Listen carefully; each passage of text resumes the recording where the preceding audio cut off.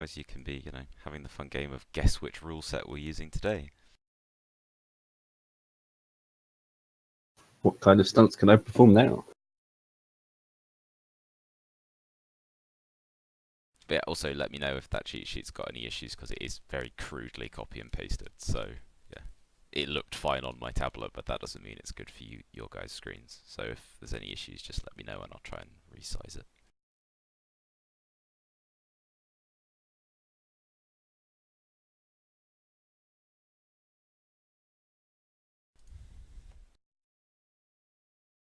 Yeah, sorry, my browser just stopped doing the thing.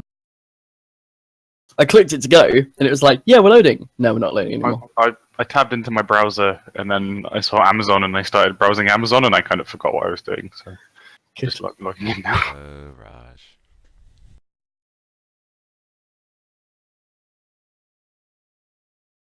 Okay, so when you log in, before we even do anything, I would like you guys to make, like every single one of you, make a perception roll for me, please.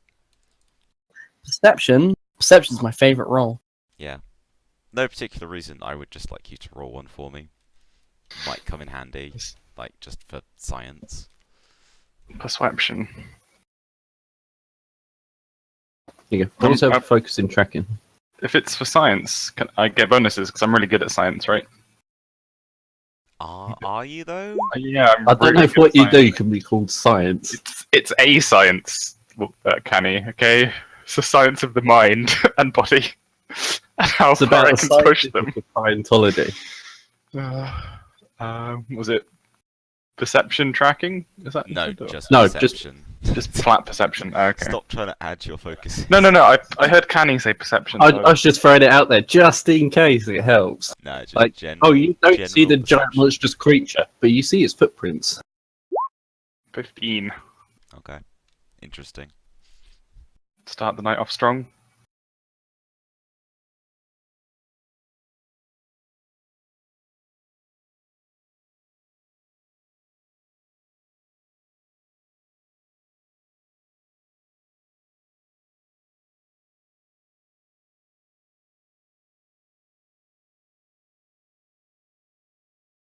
I bet that's what it is. Wolfie's just trying to get the good rolls out of the way.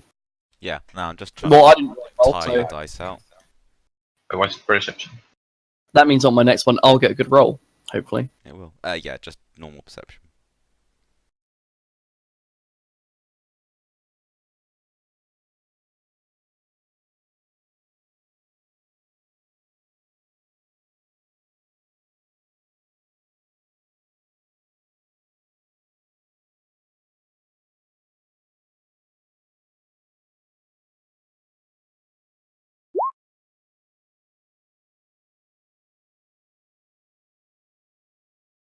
Okay.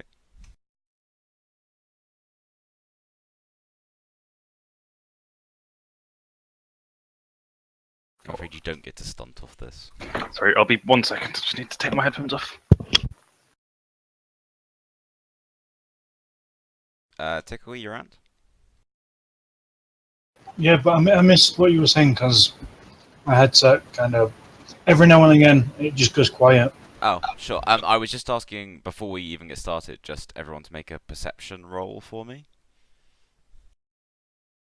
It may prove relevant to something later on. I'm back. Welcome back. Cool. Okay. Thank you. Okay, use my stun points.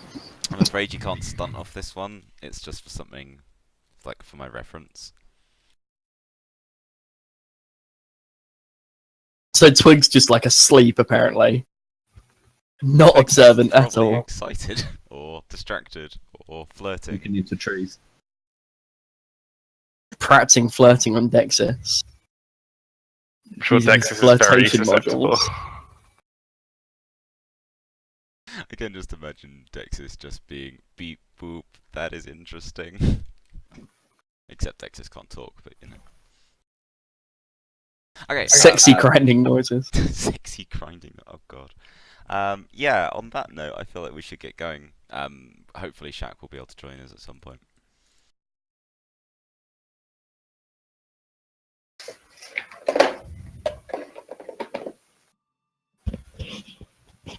Yep, sorry, I'll change it.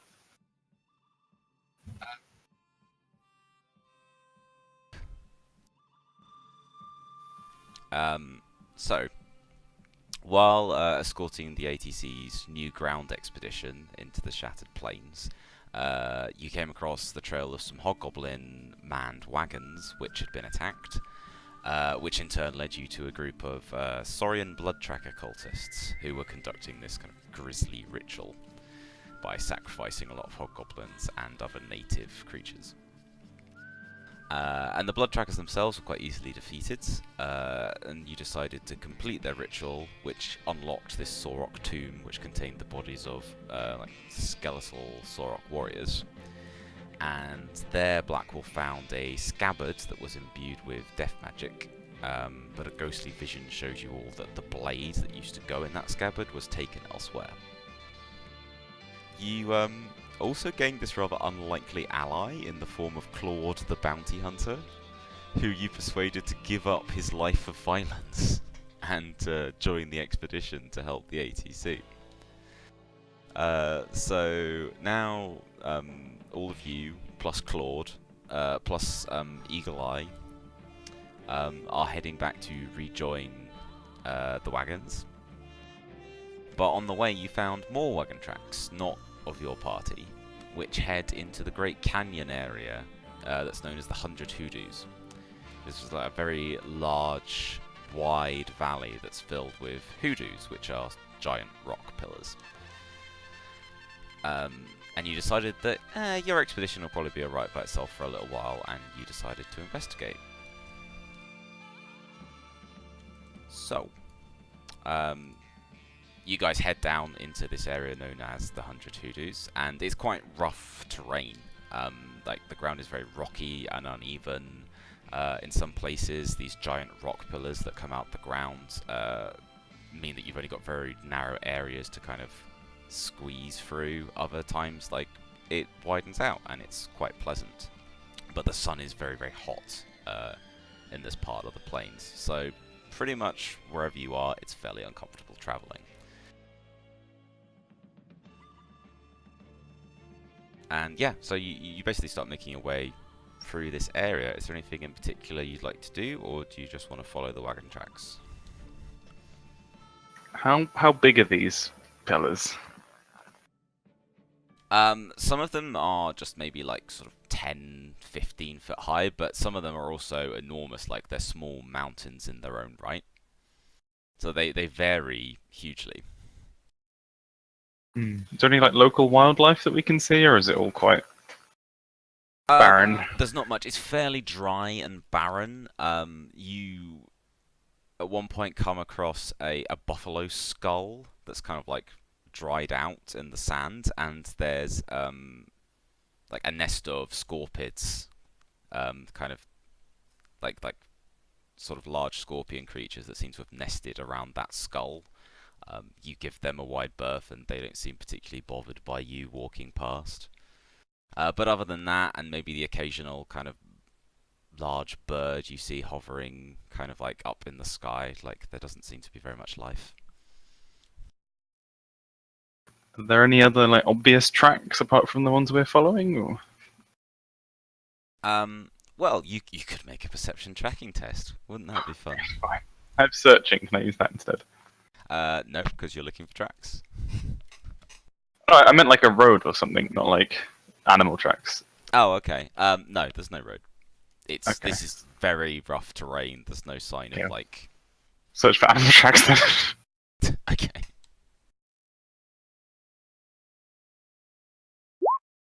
I don't find any. Okay, Grosek just kind of like maybe holds up the whole group for about 20 minutes as he just wanders around in circles, kind of poking at the sand with his staff. He doesn't find anything, so you guys just end up like walking over any tracks that might be there. Yeah, no, there may well have been tracks at one point, but he's disturbed the ground so much that like you wouldn't even know. Okay, so you guys, you carry on and you follow these wagon trails. At one point, you actually find an actual wagon wheel that appears to have broken off and been left behind. It's just kind of like in two pieces that have just been like shoved up against one of these rocky columns. And as the day goes on, you suddenly become aware of a kind of a high-pitched yelping kind of a noise that seems to be echoing off several of these stone pillars around you.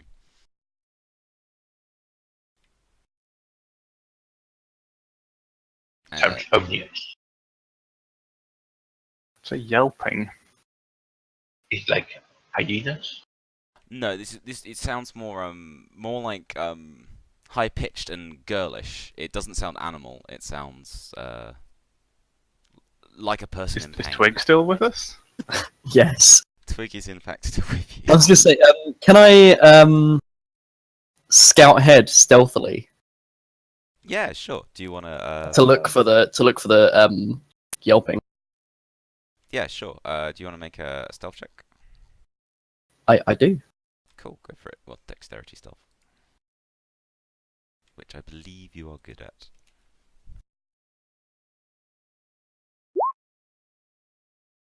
Cool. You technically stunted if you want to do something with 2 stunt points. I'm not really sure what would apply here. Maybe exploration, I suppose, would be the closest thing. I'm gonna take advantageous positioning, Oh, okay. like just in case. Okay, so I figure with Twig, advantageous positioning probably translates into having height from flying. Yeah. So basically, you guys hear this slightly distressing sound echoing off the rocks, and Twig goes, "Don't worry, I got this," and kind of flies off, and kind of like sneakily flying around these rock pillars to kind of like make it difficult for her to be spotted. And from her high up position, she catches sight of a small figure, kind of like maybe quarter of a mile away from you guys, kind of in the shade of one of these hoodoo rock pillars. They appear to be kind of crouched and kind of rocking back and forward slightly, but it's quite difficult to see any details about them because they're under an enormous kind of sun hat with like flowers on it.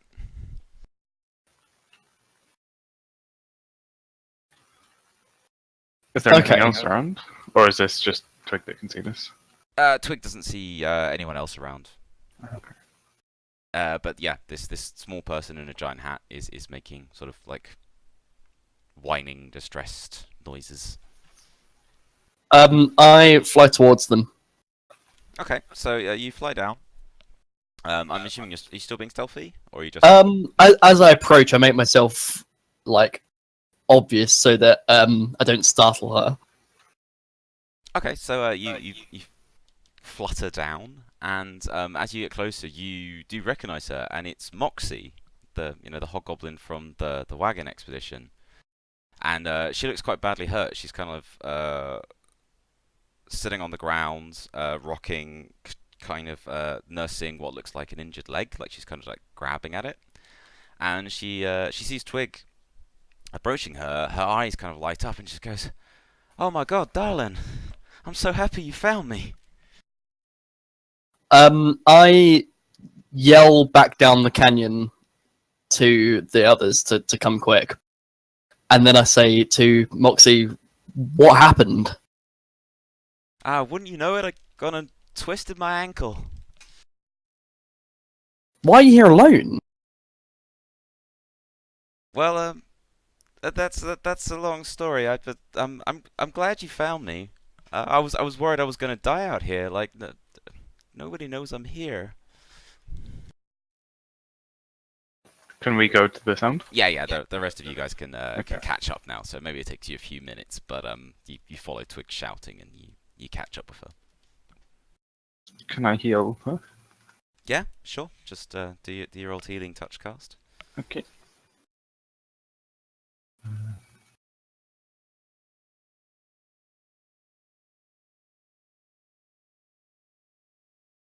Yeah, 14. Yeah. Okay. Cool. How much mana do you want to spend on this? I've only got 5 left. Fuck. Oh, have we regened mana since we? No, you guys haven't really stopped, so it's afraid not. Okay. I'll use 2. So 1d6. 2d6. Okay.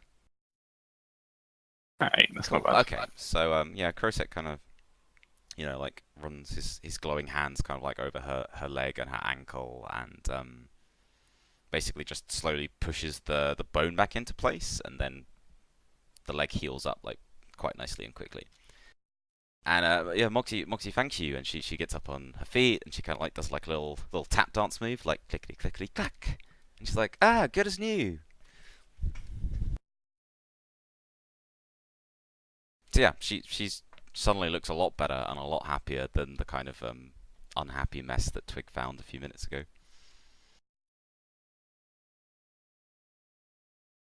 Should we interrogate her? Maybe not interrogate. This is someone we. I look very No. disappointed at her. Oh, she looks at Krosek with sad eyes and goes, "Now, don't look at me like that. Look, I'd wanted to do this myself, but now you fellas are out here. Maybe you could give me a hand." Hmm. And she What kind are of, you doing here?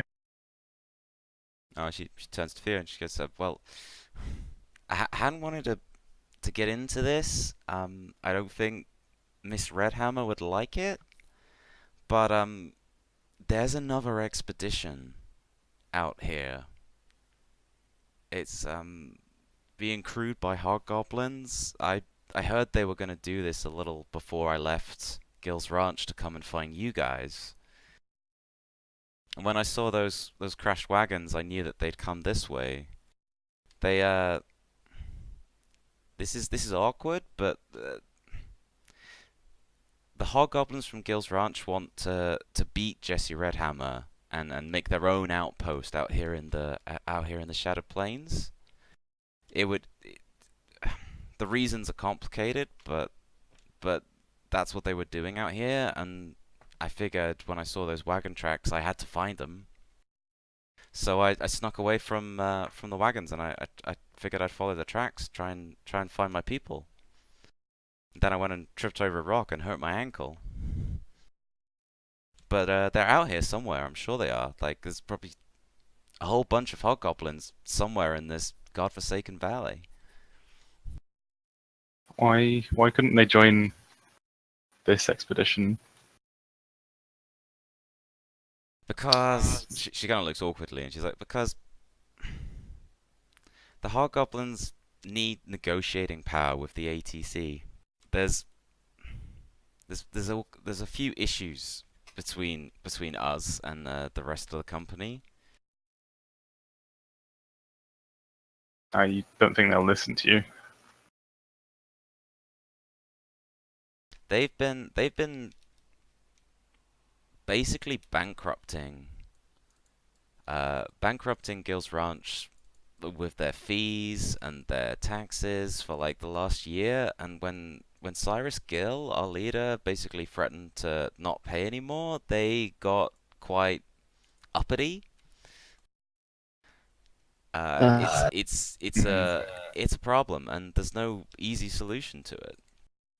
And then when Cyrus heard that Jesse Redhammer was gonna make this expedition, he thought, hey, we'll get there first, and then we'd have the resources, and we'd be able to bargain with the ATC. They wouldn't be able to control us anymore.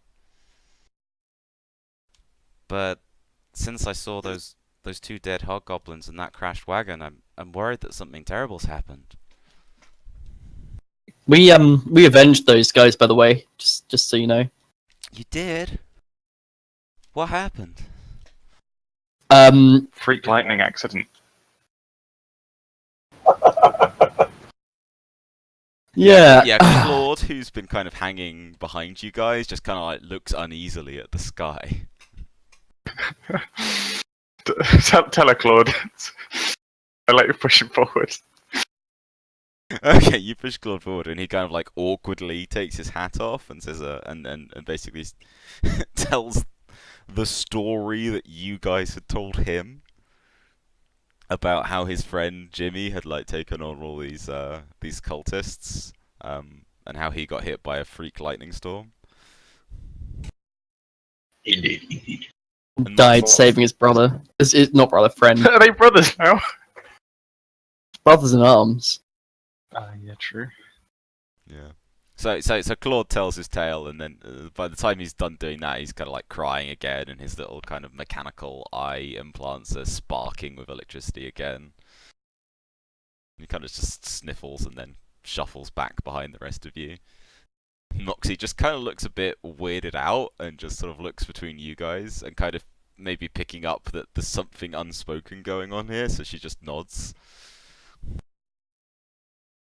I pat Moxie on the shoulder and say, and this is all exactly what happened.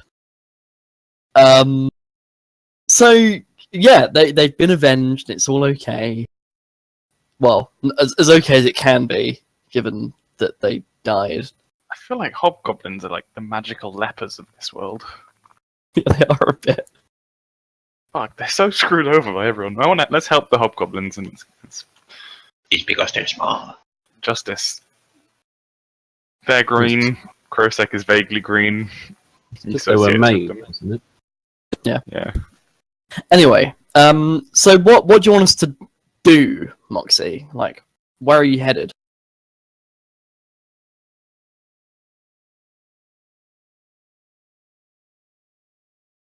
Oh, yeah. That's fine. Shark, say something. Sharky Sue.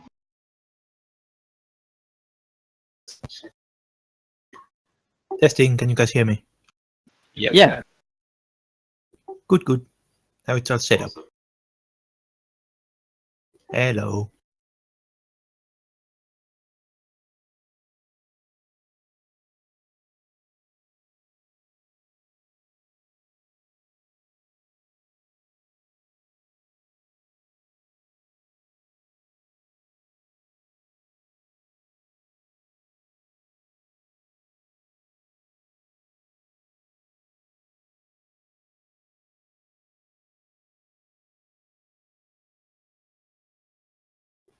Well, that was silly of her.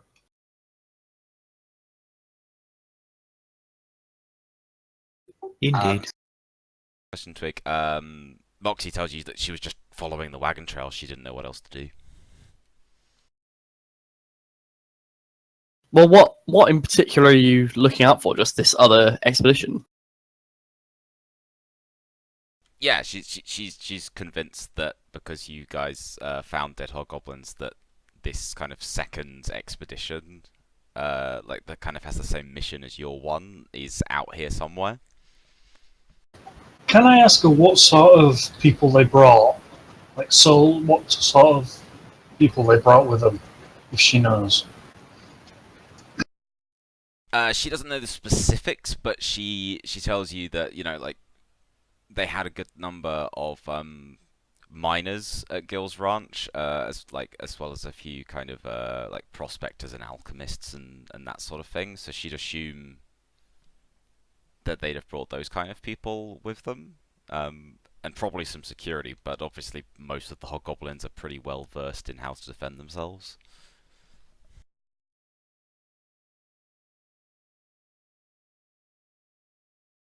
Yeah. I sort of turn to the rest of the group and I'm like, well, what should we do? I think we Because should like help we're Moxie here to find help them. Jesse, but then Moxie needs our help, and like we can't share the same resource between two places, surely. I think we should Two help expeditions. Moxie find that expedition. Yeah, well, weren't we trying to find them anyway, since we are following the tracks? Yep. We can catch up with the other expedition. But then what? Like, do we help her Oh. expedition or do we help ours? I think we should Well- catch up with them and bring them back to our expedition. Yeah. Okay. Ideally, if they can keep up, we could find them, and if they have some problem, we can fix it and take them with our own expedition. I agree. And if they're fine, then maybe we can just leave them to it. Yep. And we know where one of the expeditions is going, so what we could do is just advise them to go somewhere else. That is also true. Okay. But for now, let's take Moxie with us and go find the expedition. Oh, Yeah. their expedition. I agree. Can I? Oh, I was going to say, can I fly up to try and look to see if I can scout the or like spot the other expedition, the one that Moxie's looking for?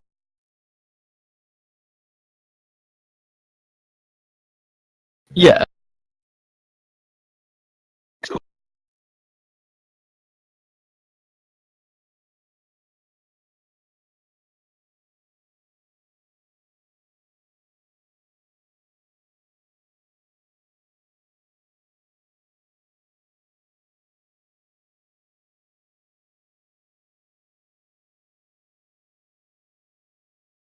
Light gives you like a +2 to spot things. So obviously, yeah, you're pretty high up. It's going to be fairly easy. We to have a spot pair of stuff in the binoculars that she can take with her as well. They're going to be too big. She needs to make you some tiny little ones. The curse. Yeah, I need to make some like face-sized binoculars.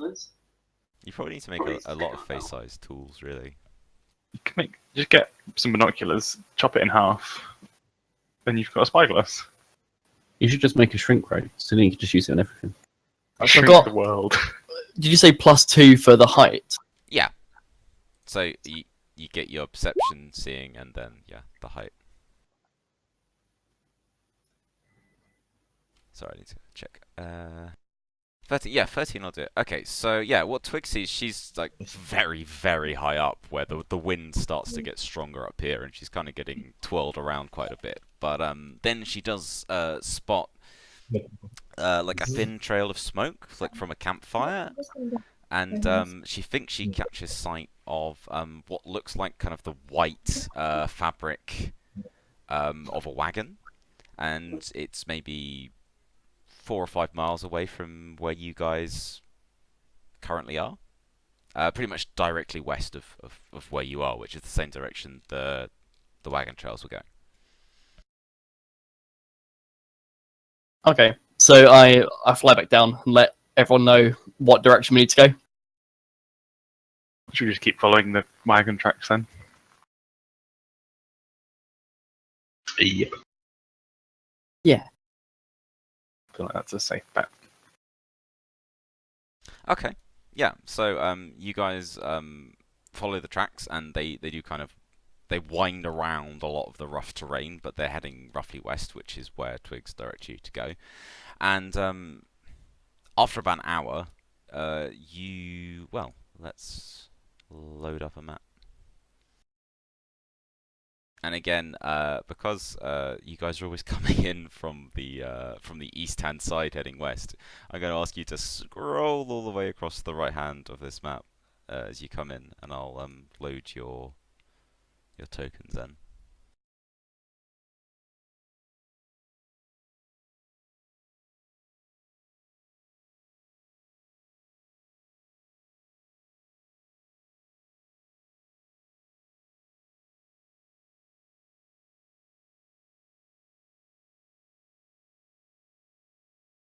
Let me just get your NPCs as well.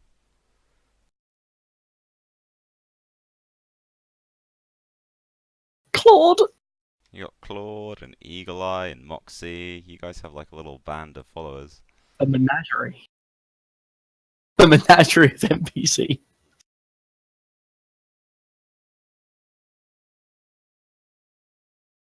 Is Claude still basically dead? We should I was going to probably say, I'm going to assume that maybe Claude did some basic first aid on himself.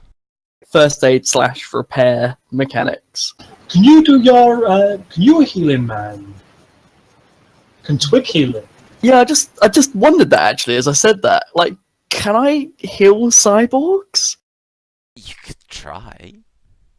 At least partly repair, partly heal them. Maybe it depends on like where they've been hit.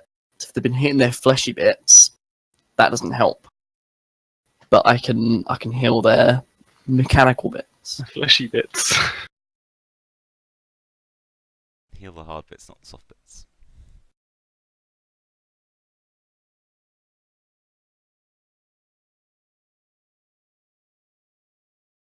just adding in Moxie.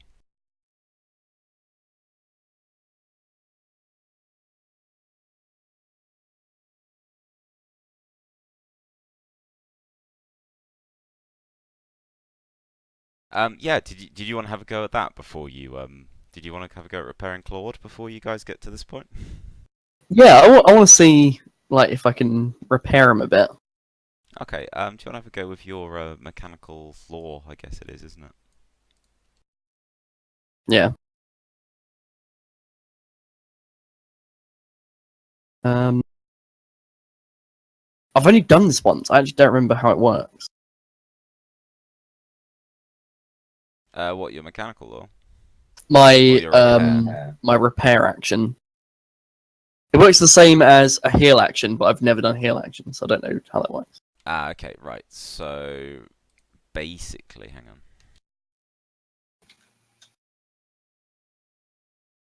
I'm gonna write it next to the talent so I don't forget. Yeah, it is actually well, heal action is conveniently on your new reference sheet. Oh, So is it? you Oh. make a target 11 test, except instead of intelligence healing, it's obviously intelligence mechanical law, and Claude will receive health equal to the stunt dice plus your intelligence.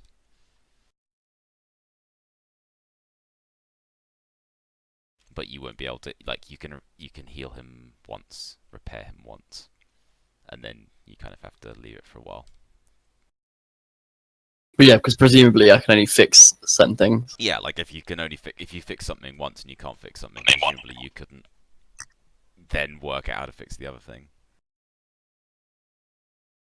Wow, that was Okay, terrible. well, you're successful, but you only repair him for 1 point of damage. Maybe maybe he had like kind of like a loose cog that kind of sort of half popped out on like his. Isn't it plus my intellect? You say? My Oh, intellect. plus your intellect. Yeah, what's your So intellect? 4. Oh, okay. It's 4 altogether. Okay, that's not bad.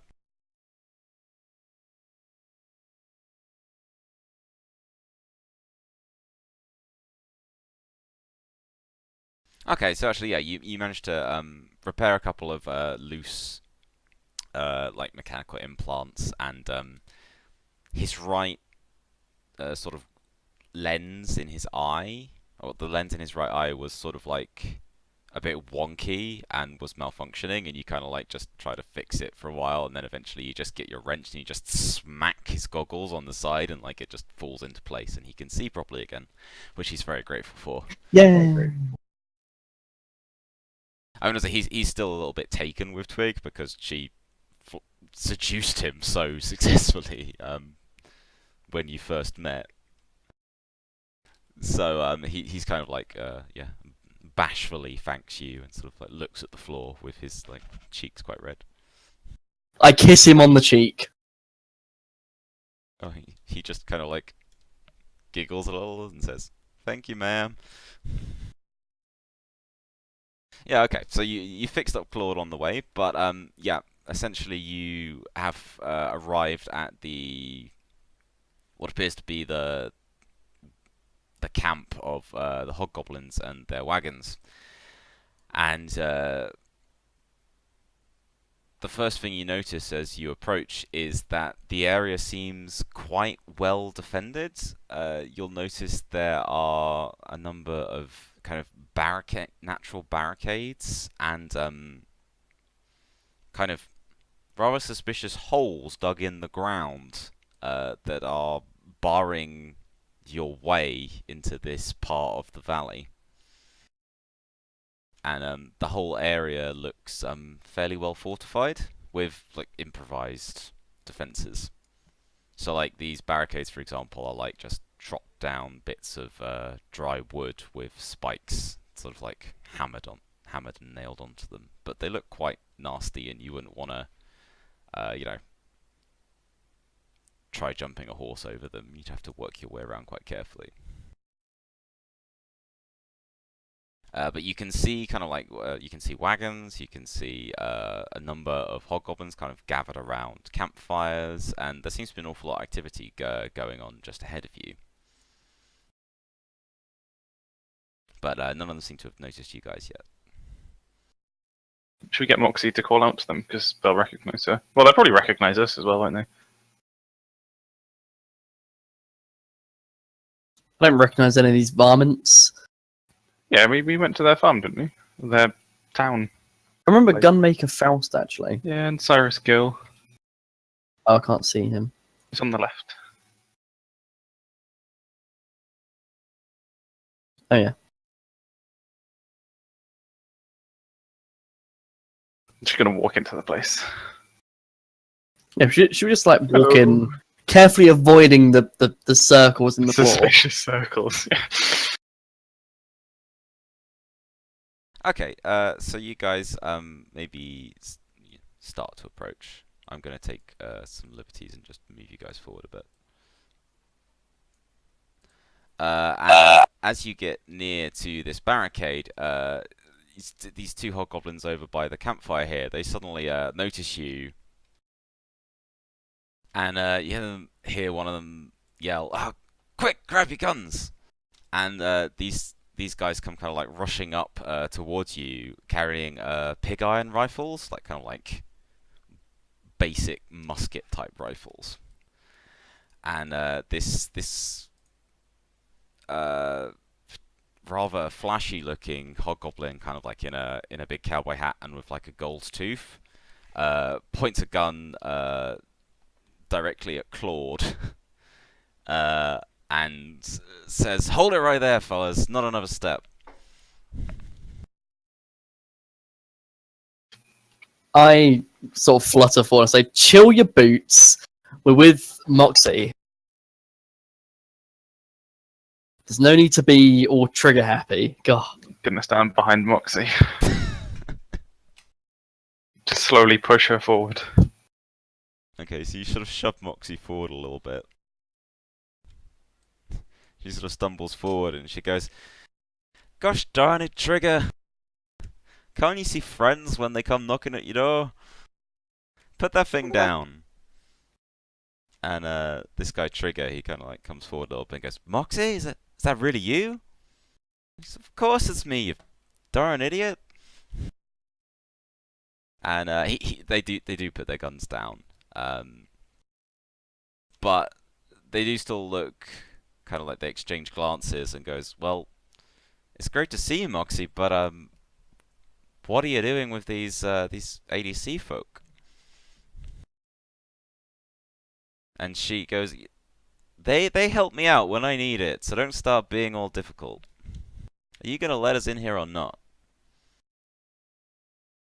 And they kind of look between each other uneasily. But then he kind of like steps back and goes, "I guess it's okay, but you guys will have to talk to Silas. Watch your step, mind. There's traps all over the place. You stay away from those. Stay away from the barricades. Stay away from those pits we dug. You wouldn't like what happens if you put your foot on one of those." Can I try and bluff and say, "Oh, me and Cyrus go way back. It's no problem. We're just here for a quick chat." Yeah. Do you want to make a deception roll? Is that That's communication? Yeah. Okay. Just to to make your lie convincing. Yeah. Okay. So Grosik says that with a certain amount of bravado and maybe puts a friendly hand on Moxie's shoulder, and yeah, Trigger kind of steps back and goes, "Oh well, I guess if you know the boss, you guys had better come in. Sorry for being confrontational, like, but you can't be too careful out here, you know." Yeah, I can't really blame you. And yeah, okay. So he basically yeah, they step back, they put their guns down. You guys can move through and enter the main camp. Brett slobbers on his face. I go when we're walking away. I go to Chris. Like, "Do you actually know their boss? Didn't you help Yeah. them? Why did you Yes, need to bluff?" Does Tickle know I was bluffing? I thought the whole point of bluffing was that people believed me. They might not know that you know science. You were kind of bluffing the hobgoblins. Oh, okay. Oh well, I suppose Black Wolf doesn't really necessarily know everything that happened. I assume that my bullshit just applies to everyone, so.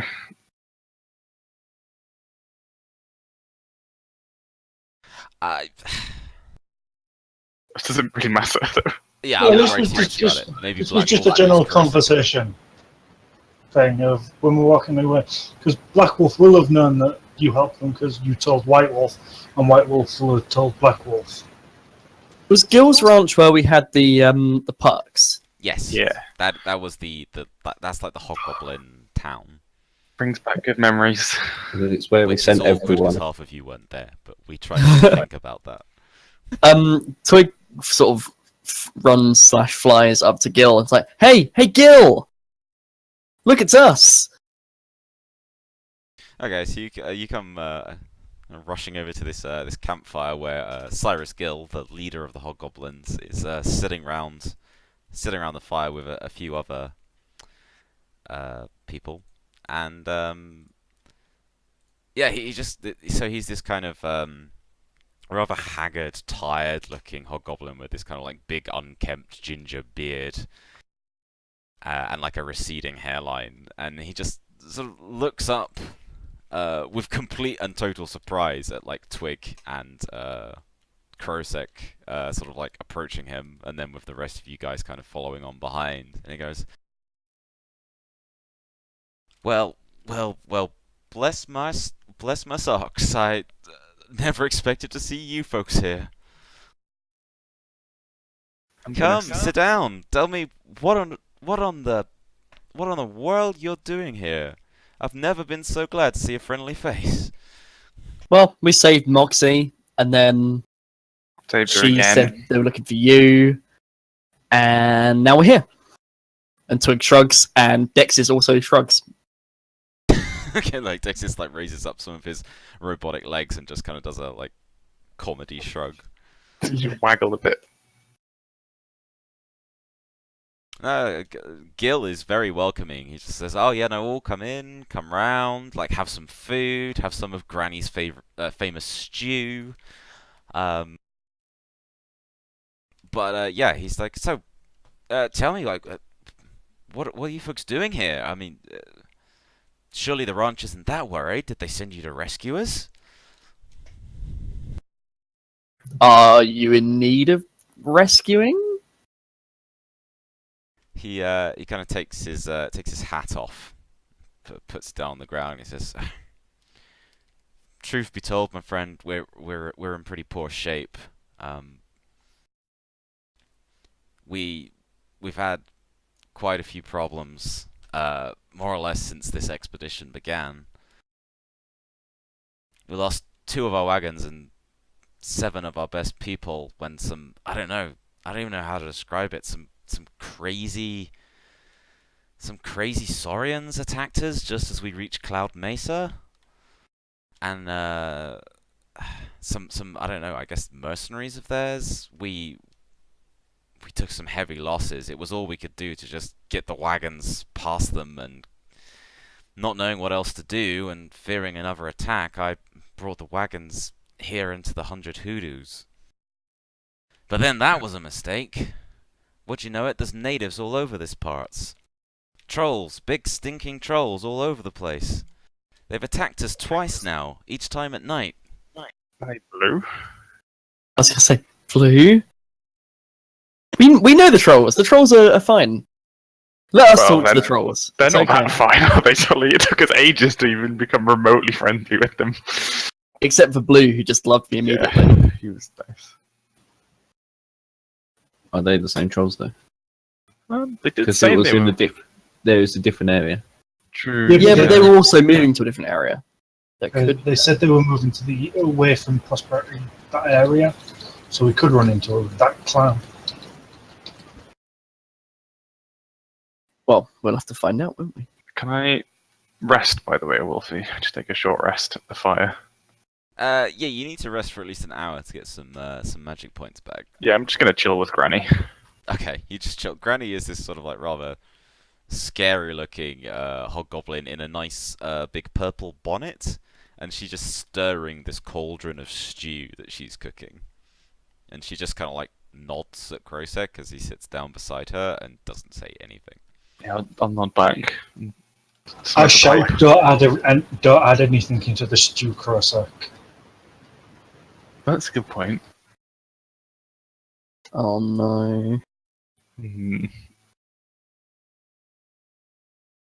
Um, I did research on the hobgoblins, remember? oh yeah, that's true. No, to make them better. Well, a little feel better at least. Yeah, can I see if I can add a little pizzazz to the stew? Yeah, sure. Well, what do you want to add? Well, I know What do they're you like have to they're add? magical. Oh, okay, let's have a look. Sorry, you keep talking and I'll search my. Oh, has the dragon's eye come out yet? No.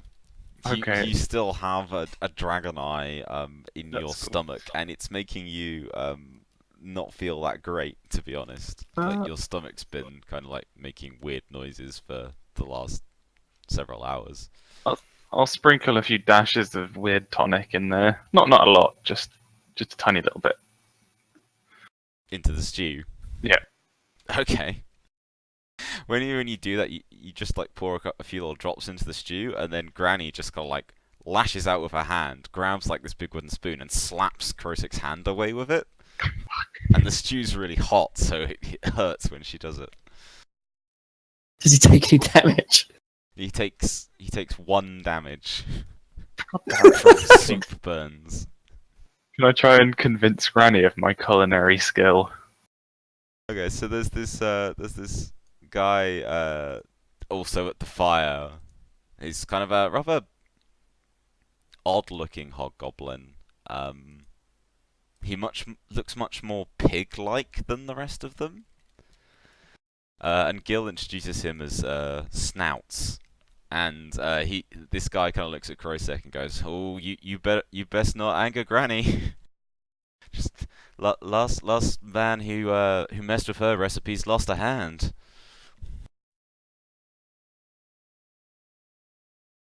Hmm.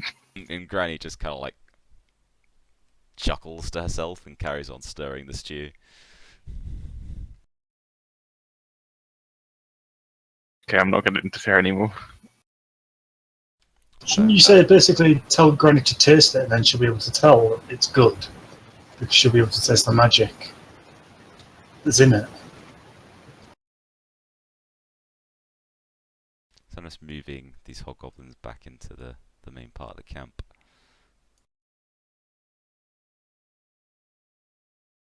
If the rest of you guys want to join, you can, but also if you want to hover around the outside of the camp, that's also fine. It's totally up to you. Can I just have a quick... this is a quick thing about the law. How long ago was it that the Civil War happened? About 20 years ago. Alright. Actually, no, am I right about that? Yeah, about like 15 to 20 years ago. It's about 20 years ago it started. It's about like 15 years since it ended.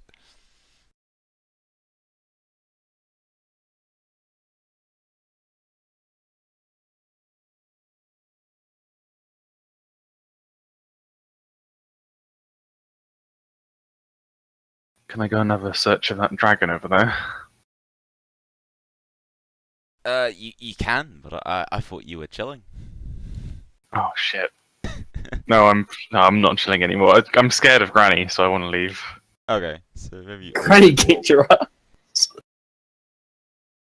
Okay, so maybe Krosik like nursing a burnt hand, kind of like just indignantly leaves the campfire. And yes, I've noticed you've cleverly managed to walk around the traps which are placed around the border of the campsite. There's a number of what look like quite large bear traps that have been put down on the slope there, as well as some more of those small pits that the hobgoblins seem to have dug to defend themselves. I'm going to indignantly pat the dragon's skull and search its head. Okay, so Krosik comes up to this this very large dragon skeleton that is kind of like half submerged in the dirt, but appears to have like some parts of it, like the skull where you are, look like they're quite clean. They look like there's been some digging going on around it. and as you don't find anything sort of around the skull area other than, you know, the obvious giant ass skull that's bigger than you. But when Oh, is it bigger than me? I was gonna try and wear a hat. Fuck. I was gonna try and wear the dragon skull as a hat. No, it's big. It's not Okay. like the little one you found in the Chupacabra cave. It's Krosek could probably crawl inside the mouth if he wanted to. Okay. Uh, No, I'm but not gonna do that. As Krosek lays a hand on the dragon skull,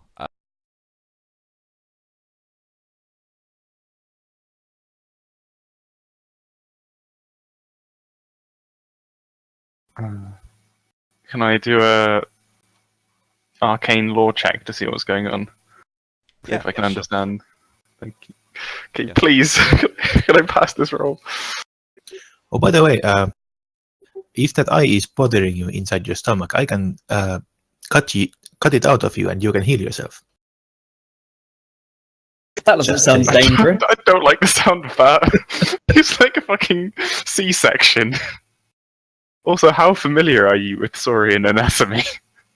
Familiar enough to Well- cut a hole in you. Yeah, that's what It's I'm just thinking. cutting a hole. It's not that complicated. Just knife goes in, guts come out. Yep.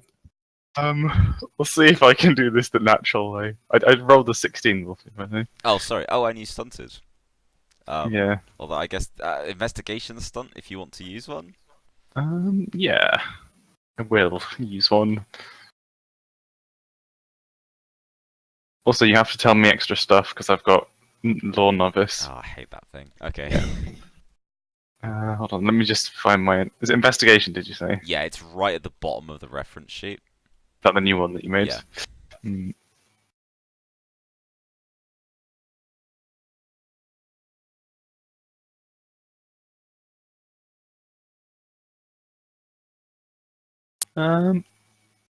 Tempted to take stealthily, but I'll take. Can't quite put my finger on it. Okay, So, fair enough. So Yeah, if I have to make another roll. yeah, you get a special reroll later on. Okay, let's give you your token a mark for that because it's the sort of thing that can get easily forgotten otherwise. You got a little clock symbol. Okay. Okay, so by kind of focusing your energies on yourself and trying to assess what's going on, you can feel the dragon eye within you. And as I said, it has that sort of wild spark of magic within inside. It is reacting really strongly to a similar latent magic that's present in the dragon bones, and it's causing the dragon's eye to essentially start kind of burning up inside you, and you can almost feel its raw power is starting to dissolve into you, and it's quite painful. Like you're starting to double over in pain. Okay. Can I try and harness it? The offer still stands. No. I will win. You need to get him some Pepto-Bismol. Some fucking kids' medicine to help with constipation. Or Tums. Yeah, can I try and like control it? I'm not going to take my hand off. Yeah, okay. So you try to focus on it.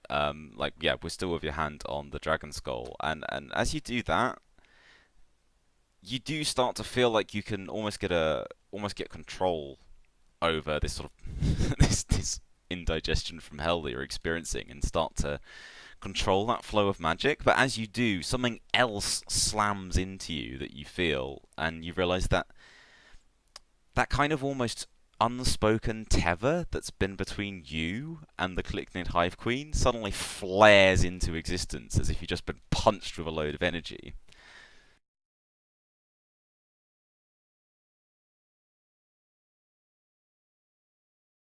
Okay. Sneaky stuff. And we're not paying attention to this at all. Like, we're just, chilling with Granny. Like, while Krosek's doubling over. It's like this double mental battle over here, and you guys are like, oh, this is some nice stew. I don't think Prosec acting odd is out of the ordinary. Black Wolf doesn't like being around a lot of hobgoblins. So she's out on her own.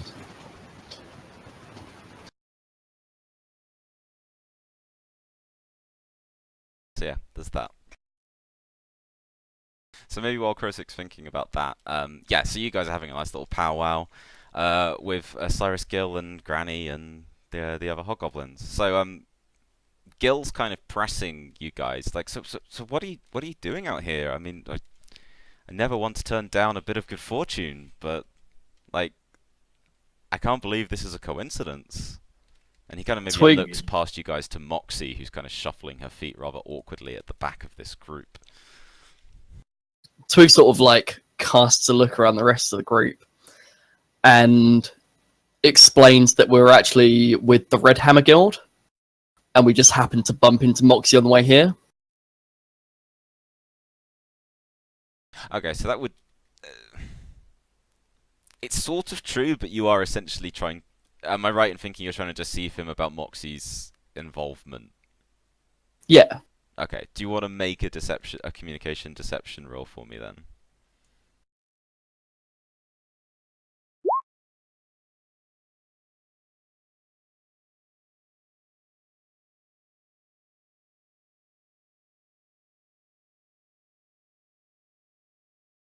Okay, yeah, you're successful. So, Gil doesn't pick up on anything odd about what you're saying, and he just kind of nods along. He goes, classic Moxie, coming after us all by herself through this dangerous world. But then he looks a bit more serious at you guys and goes, see what you with that Red Hammer woman, are you? I should have known that she'd catch up with us eventually. If it hadn't been for those damn trolls, we'd have been through this part of the land weeks ago. Well, whereabouts are you heading to? We don't even know. Wherever the resources are, wherever the weird ore is, wherever there's profit to be made, something that we can sell to those ATC folks back at Prosperity Junction. And get them off our backs. Because something we could do is lead. I turn to like Garrick and I say, "Do we know exactly where Jesse's heading?" Yeah, we had a plan when we separated. A rough plan, like. Okay. Because we could always like show Cyrus and the rest of this camp where they can go to avoid the Red Hammers, especially towards the north, as I remember. Yeah, if they think they can handle themselves, because no offense, Cyrus, but you got pretty few people here, and this is a dangerous place. Yeah, don't I know it? And we've lost a lot of good people. My recommendation would be to go with the Red Hammers, just for your own safety.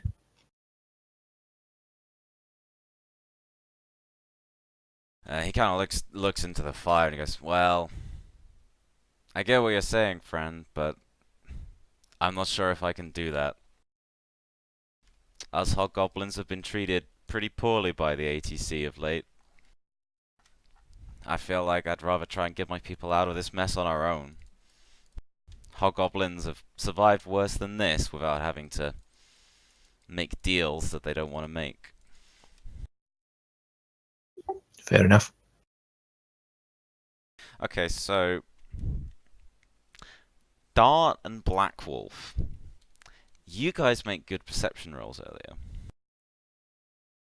While this is going on, and everyone else is kind of maybe focused on the conversation, what Black Wolf and Dart maybe you both notice a couple of different things about this campsite.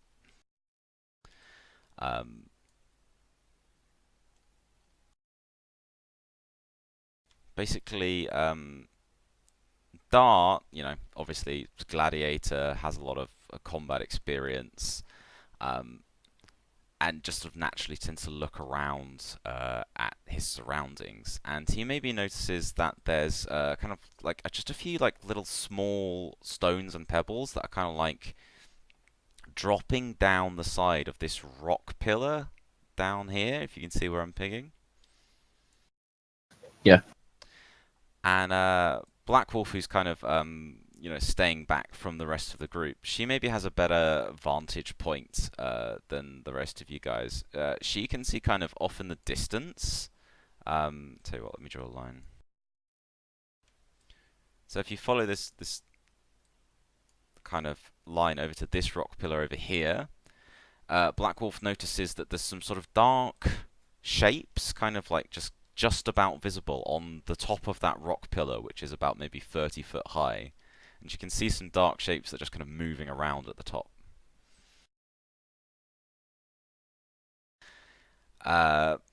Meanwhile,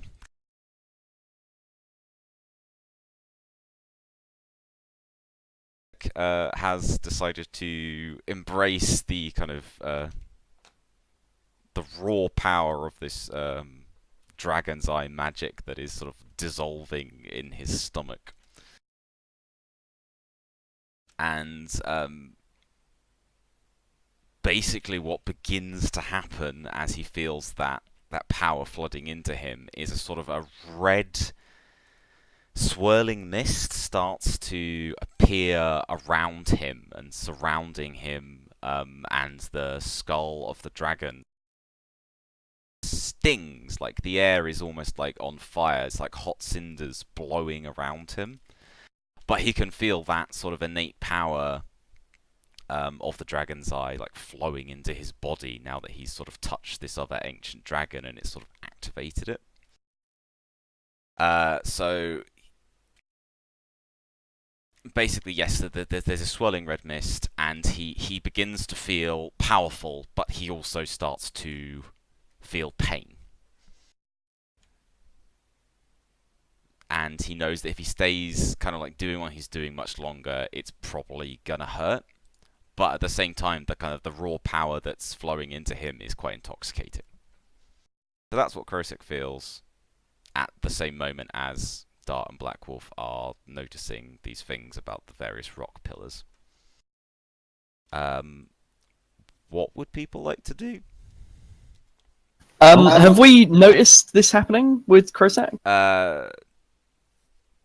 I'm guessing you guys are probably... Actually, I guess now that he's kind of visibly got a problem with like magical red mist swirling around him, that yes, you might notice that something's going on. I sort of tentatively fly towards him and yell, Krosek, you okay? Can I talk? Or Yeah, am I? you can talk, you're just in a kind of like red tornado of power. Goddamn magic hoodoo again. I'll yell. I'm fine. I've got this under control, I think. I mean, what are you doing? I'm not sure. Sorry, Tickle, were you going to say something? No, I didn't know that if they were finished, so I'll let them continue. No, I'm done. I was gonna go. Can I like stealthily, basically walk into the camp, like passing Claude and Eagle-Eye, and coming up to like everyone and going, "I can see someone over there. Just get ready, but be, mindful that they've got the high ground." Don't basically. I want to come into camp like as stealthily as possible. And I'm passing people like Claude, Eagle-Eye, and then when I get into camp, Garrick, Theo, telling them that I can see shadows and where I see them. Okay, yeah, so you're like walking in casually and kind of like just saying things quietly and not drawing attention to yourself. Yeah, so that I don't alert the shadows that I know they're there. Okay, cool. So yeah, Black Wolf does that and kind of like just carefully like walk through the camp and kind of just look, don't panic, but there's something moving over there. Get yourselves ready. And Cyrus Gill just kind of goes, "Don't move too quickly, people. But I bet it's those darn trolls again. Get yourselves ready." And he pulls out a rifle. He picks up a rifle that's kind of on the ground next to him, and a number of the other trolls around you start arming themselves as discreetly as Do you mean possible. goblins? What did I say? Trolls. Trolls without- Guys, the camp is full of trolls. Oh, I shit. mean, no, sorry. The goblins, that is totes what they are. Yes, they start carefully arming themselves. I'll take my rifle out too, but discreetly, and I'll point at Eagle Eye, try to get her to come to the campfire. Okay, yeah, she moves up alongside you. Someone protect Claude. Fuck Lord. No. Claude is lovely. Claude's kind of hovering, like he's keeping his distance. Like he's been keeping his distance from these hobgoblins the whole time that you've been here. Do I have both of my hands on this skull? Or I think you just put one on. Can I chug a weird tonic with the other hand then? Yeah, And then sure. You guys my can other hand all on the do skull as a- well. Oh yeah, add more power into the mix. Yeah, seems sensible. Okay, Chris, you down the weird tonic, and the red mist swirling around you intensifies, and you pretty much have to decide, like, if you stick around, you're probably gonna gain power, but also suffer pain for it, or you could quit now. That's fine. Okay. I'll stick. I'll put my other hand on it.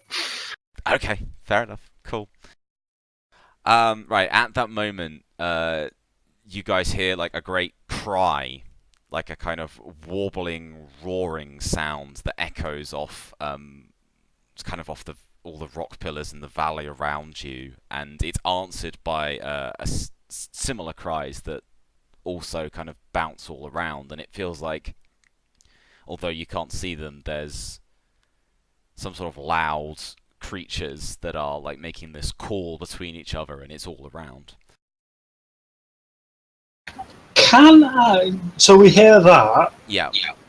Can I like do a display of my basically, I want to like kind of intimidate them, like a show of force with my death magic. You can, but it's got to be something you can do quite quickly, because this is all. I want to unleash. Basically, I want to unleash like the. Do you know? Because I can do vampiric aura, and it's like tentacles coming out. True. Yes, you can. I You want can to. cast I wanna- that as a sort of readying for combat action if you want. Well, it's not more. It's just kind of. I just kind of want to intimidate them so they don't think about attacking too much. So it's basically because casting it, I'd have to actually cast it on people. I just want to like bring forth the tentacles. Okay, maybe you could try and cast it, but it'll cost you less magic because you're not trying to use the full effect. So maybe it just costs you 3 magic points to cast, but you still got to roll as if you were casting vampiric aura. Vampiric aura is death magic, isn't it? Yeah. Yeah. So you get your Arcana focus.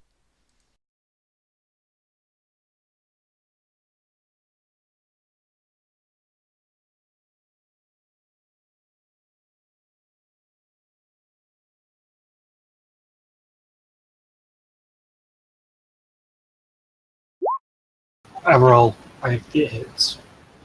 Okay, so yeah, that only costs you a small amount, but yeah, Black Wolf suddenly, everyone maybe just like all the hobgoblins back away from Black Wolf as she suddenly kind of like, yeah, just summons up these kind of like shadowy tentacles that kind of like form in the area around her, and she just kind of like wells up with this kind of ethereal, quite scary light, just sort of infuses her being. And yeah, looks fairly terrifying. So this cry has gone out, and you now become aware that there are trolls attacking from the top of these rock pillars, and you become aware of this because they, with a great whooping cry, they kind of like are launching themselves from the top of these rock pillars, and essentially are rappelling down the sides of the rock pillars from ropes. I'm just loading them in so you can actually see them.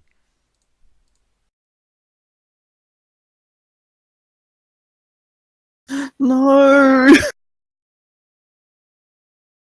One of them is blue! Is it? Is that a cliff jumper? It's Yeah. blue. Oh, okay, we can sort this out, guys. Can you guys roll initiative for me, please? Do you want me to? Yeah, everyone to roll it, and Dart and Black Wolf can have a +1 because they were noticing shit was going down in the first place.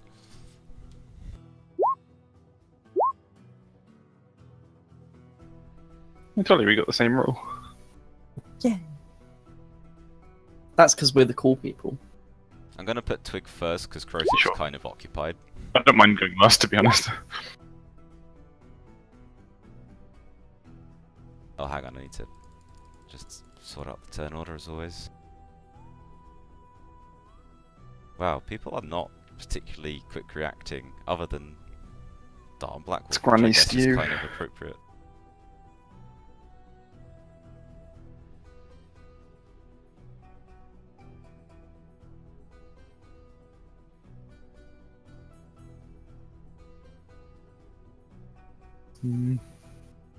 Tickle Rod 13 though.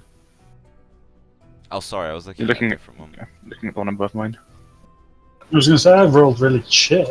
Everyone rolled average. Maybe versus- because of the spell I caused, I'm a bit slower because of the little bit of the energy I put into the spell. We'll go with that. Yeah, Yeah. that makes sense to me.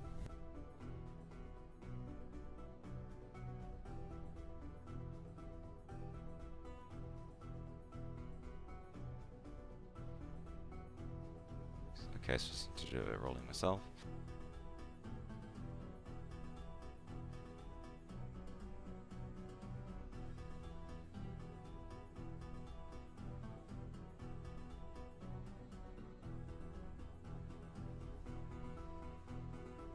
Okay, so the hobgoblins are quicker than you, most of you guys, I'm afraid.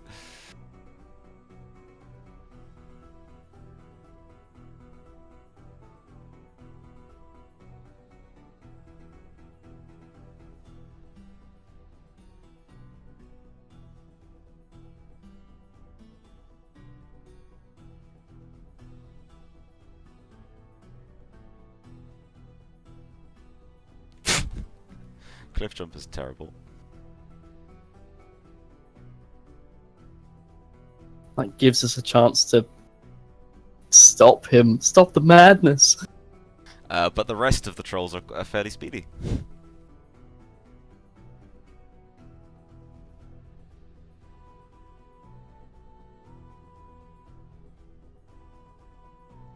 Okay, so the person who gets to react first in this situation is Dart. So Dart, who's been keeping an eye on the skyline, basically sees that you guys are sort of being ambushed from two different directions. You've got the trolls up here on this rock pillar, and a slightly familiar-looking troll on this rock pillar, who have sort of like emerged and are, as I said, like rappelling down the sides of the rock pillars.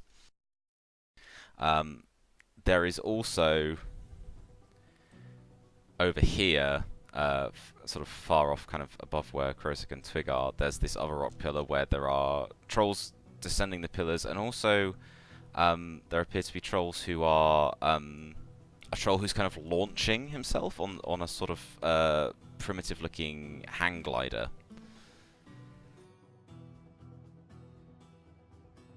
And also, sorry, I don't know if you guys saw this one, but down here, Dart catches sight of another troll on a hang glider launching himself from this rocky outcropping over here. So that's basically what you're seeing. Black Wolf is doing a sort of show of intimidation, but these trolls are sort of making a loud whooping battle cry noises and descending upon you guys. What would you like to do, Dart?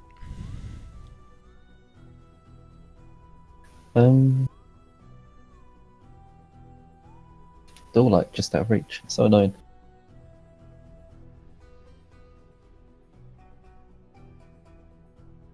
I mean, you can always delay your turn if you want to wait for them to be in range.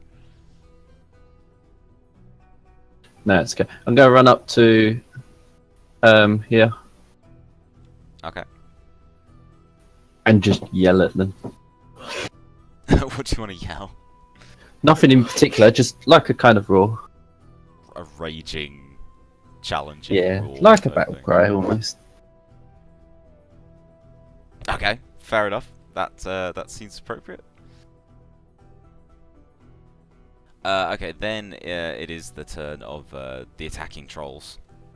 So this troll.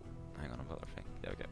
This troll brave comes like rappelling down the rock pillar, as does this scout, and they land like kind of expertly, like just in a crouch, and then start charging towards Dart, who is obviously rather intimidating, and yelling at them. So the brave and the scout basically just go charging into you and attack. So the brave takes a swing at you. He's got this kind of like large axe that he holds in one hand. Takes a swing. 14, will that hit you? Yeah. Okay, fair enough. That's gonna do some damage.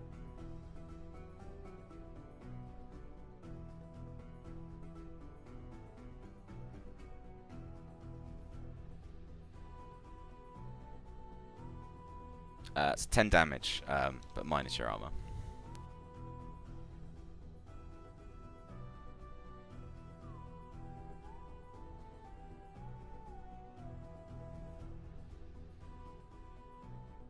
And the scout. Oh, the scout has a scout's basically carrying a spear. He attacks you. He stunts quite impressively. And he's gonna do a lightning attack. So I'll just roll for him again quickly. What are your defenses? Can I? 12. Okay, so he hits. I would have thought you'd have more than me. I can get up to 14 with a shield, but I'm not using it. I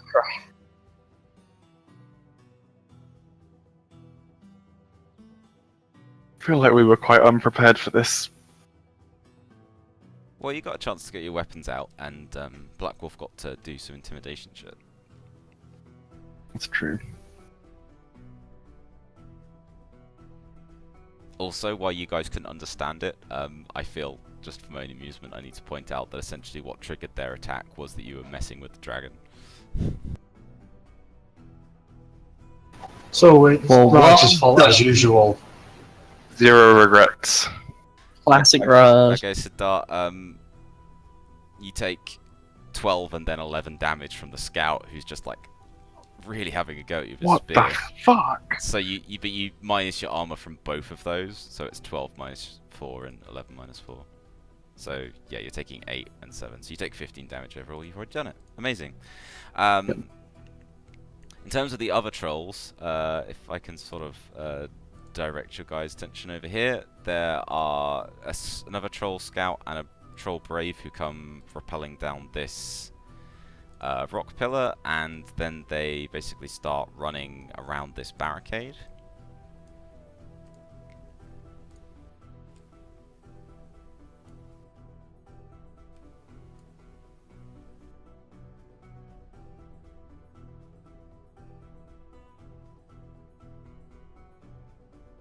And also there's these troll gliders. So they're basically like on simple hang gliders, like made out of some kind of animal hide, and they launch off the tops of the rock pillars and just seem to glide along on the winds. So they're actually flying about 30 feet up high in the air.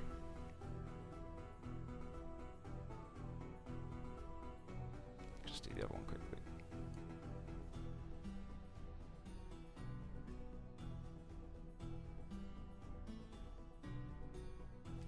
And sorry, and there's a lot of stuff going on. This troll glider number 1, who's over here, he's flying along, and he drops a well, he drops something from his glider that falls to the ground. You just see the small, like, sort of black package, like maybe the size of a small bag, kind of fall, and as it hits the ground, it explodes. Like kind of like a flashbang, like just like a bright burst of some sort of small explosive. And these horses who are kind of pulling this wagon over here, they bolt with surprise and fear, and they just go running forward, jump over the barricades, but the wagon smashes into the barricades that the hobgoblins have caught up, and just like runs aground on the spikes. And the horses themselves, although I can't mark it on the thing, the horses just run and detach from the wagon, and the wagon is left kind of like half crashed into the barricades. So they're causing quite a bit of chaos. That's the trolls' turn done. Oh, it's then conveniently the goblins. The goblin Cyrus Gill just yells out to the other hobgoblins like, "Positions, lads! Defend yourselves!" And they basically start kind of moving into like a defensive position around the fire and brandishing guns. Lawman Snouts here, seeing that Dart's having some trouble, moves forward and fires his pig iron at the troll scout. Which hits and stunts, so he'll do a lightning attack. And he can do... how much damage can he do?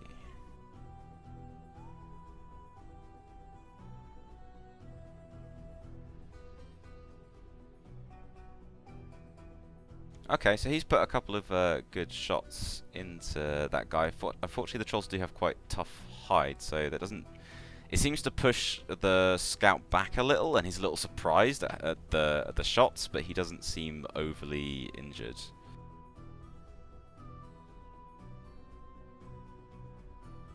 And that's the hobgoblin's turn. Then it's Twig. What would you like to do? Would I have noticed that one particular troll is blue? Have I recognised him? Yeah, I think it's fair that Twig would recognise him fairly immediately. Hang on, I will also put...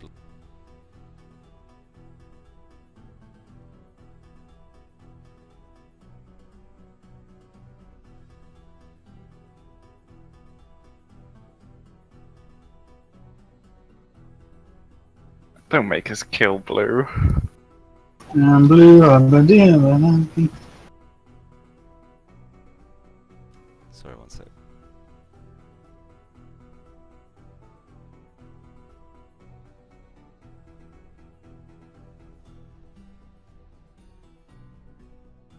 Ah, here we go.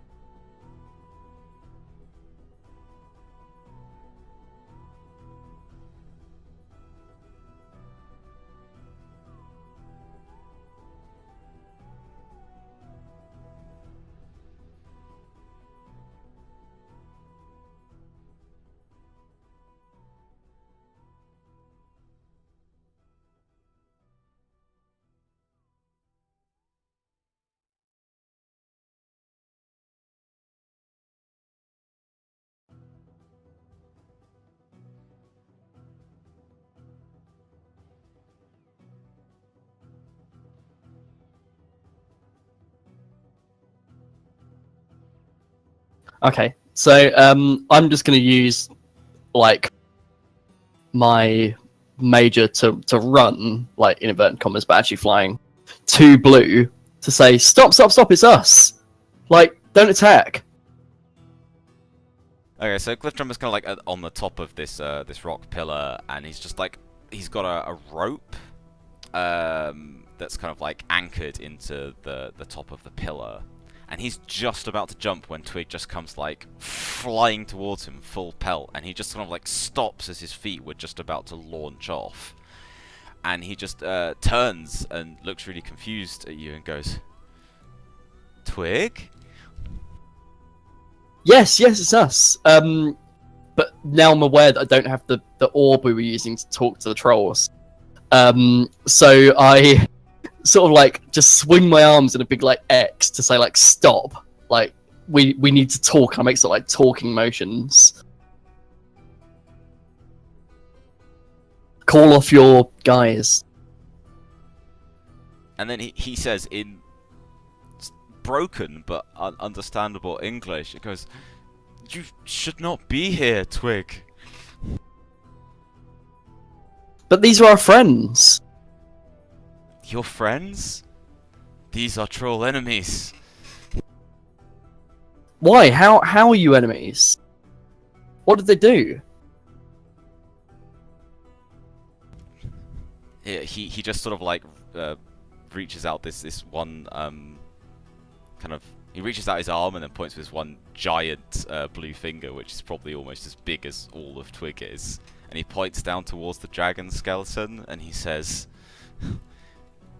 "They endanger the ancestors, and they bar our exit from the valley." And I'm going to say that's all you have time to talk about because there's a fight going on. Yeah, no, that's fine. So it is then Krosik's turn. Krosik has chosen to sort of embrace this magical, this burning magical force that's surrounding him. This means that you're going to take damage, but also you're gaining power. Cool. So basically, what this means is, while staying in that red mist, well, okay, here's basically what's happening. Sorry, I'm getting ahead of myself. Krosik's in this swirling red mist and feeling the power of the dragons, and in the sky above you all, red thunderclouds start appearing out of nowhere, which are crackling with lightning. And Before you say, can I just go to Claude? Look! Freak lightning! Claude looks up in absolute terror and runs for cover, and like throws himself under the nearest wagon.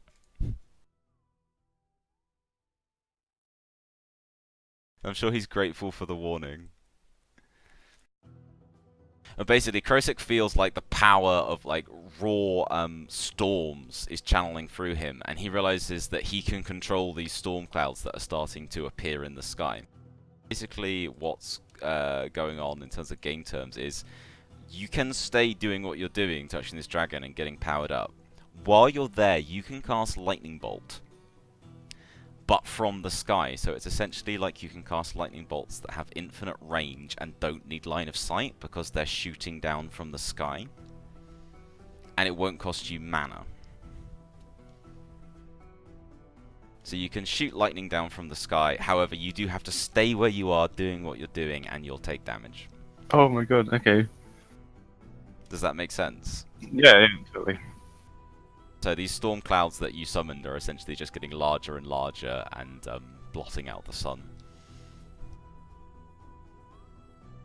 I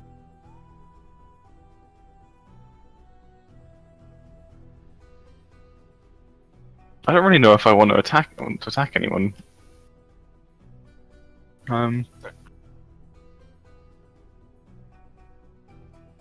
It would be irresponsible not to cast lightning from the sky. How many can I cast a turn?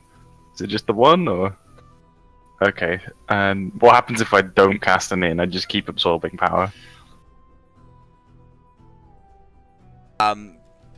if you don't want to cast it, you could instead gain. You can gain magic points, but you're still going to take damage. Hmm.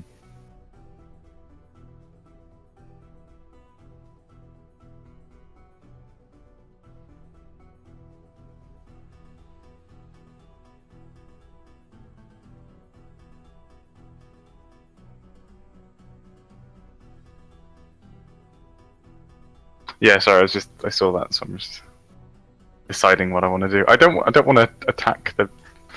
Hmm. Is this a two-way conversation or? Though, maybe have more of the conversation not on your turn though, just to keep things moving. Okay, sure. That's all she's got to say. I am just going to embrace the power. Okay, so what? That you're going to just stay there but not cast it? Yeah. Yeah. Just did you say I can gain some magic points or something, Yeah, you or can. I'll keep building up this energy. Yeah. So how does that work? Okay, well, congratulations. You kind of like just hold on to the power within you, and you can feel like your own spirit like just surging with energy. So you gain 12 magic points. You also lose 12 Okay. health. Oh Jesus, fuck. All right. Basically, it's kind of like this red mist is like sort of like burning through you, and bits of your flesh are getting charred and peeling off. But you almost don't care because it feels so good to feel the power of this ancient dragon magic surging through you. So that's essentially your turn. Okay. Black Wolf, what would you like to do? You are currently sort of doing your death show of impressiveness. Now, can I just ask, does Cliffjumper have the axe that White Wolf gave her? Oh yeah, Because White Wolf gave him, because you know when they were fighting. I forgot about that. Yeah, And it was he is holding an axe, a large axe. So if it's right, because if it's White Wolf's axe, it's got runes from the Vargan people, and also my staff has runes from the Vargan people. Both So- those things are true, yes. No, this is just a thing of.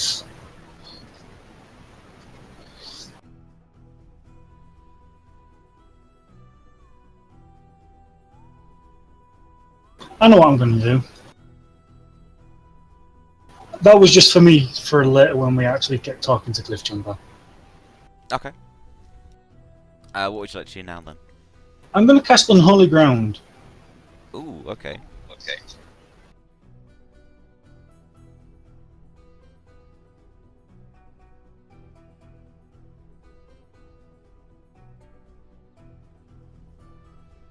It's going to be a 6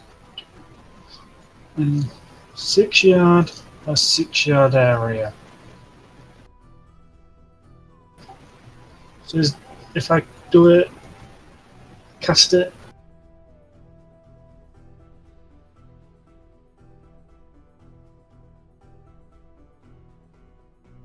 The easiest thing might be to use the drawing, or I can mark it for you.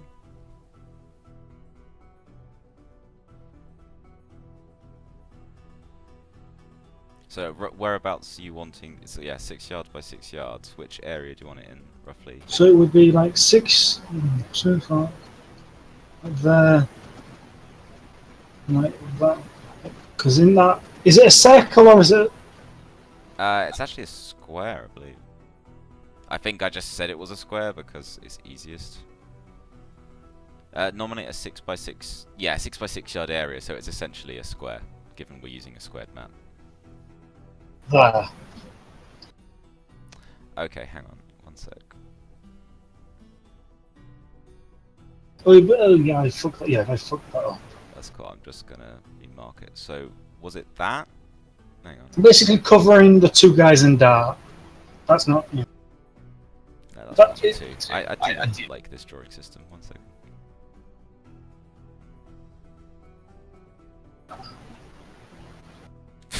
So we both try and do this. Yeah, that works.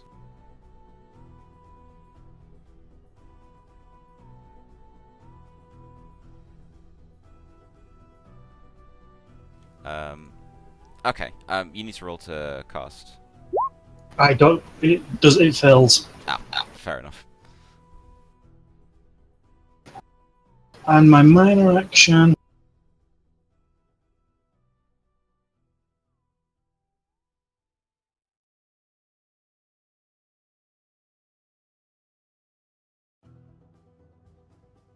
Well, they. I'll aim. Okay, who do you want to aim at? Troll Brave 1. Okay, cool. Theo, it's your go.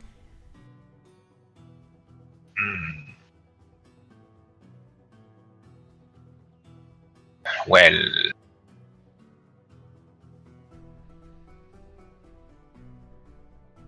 I'll go up here and have my gun ready. Well, if I hear that Twig is trying to talk with Blue, I won't shoot the trolls, at least for now. I'll ready an action so that if the trolls are trying to scare the horses away or attacking us, then I will shoot a warning shot. Okay, yeah, sure, that's fair. Garrick, what would you like to do? Well, I have my rifle out at least, and I probably, in the chaos of battle, I probably don't notice Twig talking to Blue. So my attention is on the gliders that are flying through the air. So I'm gonna take aim and take a shot at the glider number 2. Okay, cool. I'll try to shoot it out of the sky. Sounds good. Roll tip, please.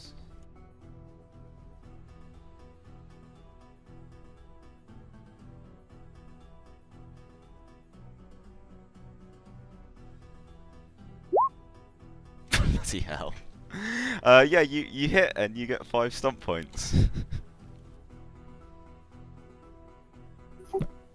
What would you like to do with those?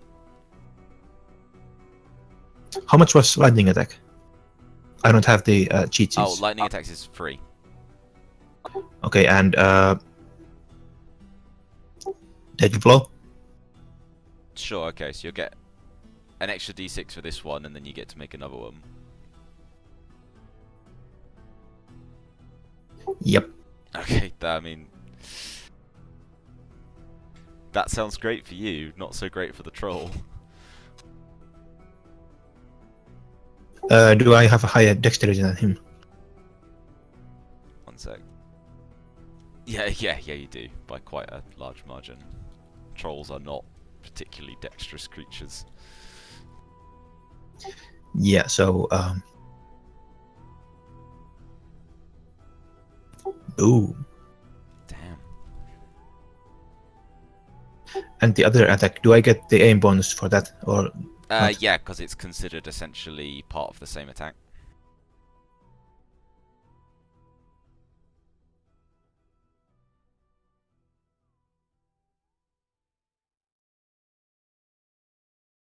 Damn. That's what we call a shack roll. Okay, so you you fire the first shot, That's the damage. and oh, sorry, you're yeah, that's pretty much the same effect. So you fire the first shot, and you know instantly that you've hit this troll glider because the hang glider just kind of like veers very suddenly off to one side and starts spiraling downwards. You very quickly like just fire off the second shot, and whatever you do, you clearly hit something important because instead of spiraling downwards slowly, the hang glider just suddenly crumples, and the whole of just this large troll silhouette just plummets down to the ground and crashes on top of this tent.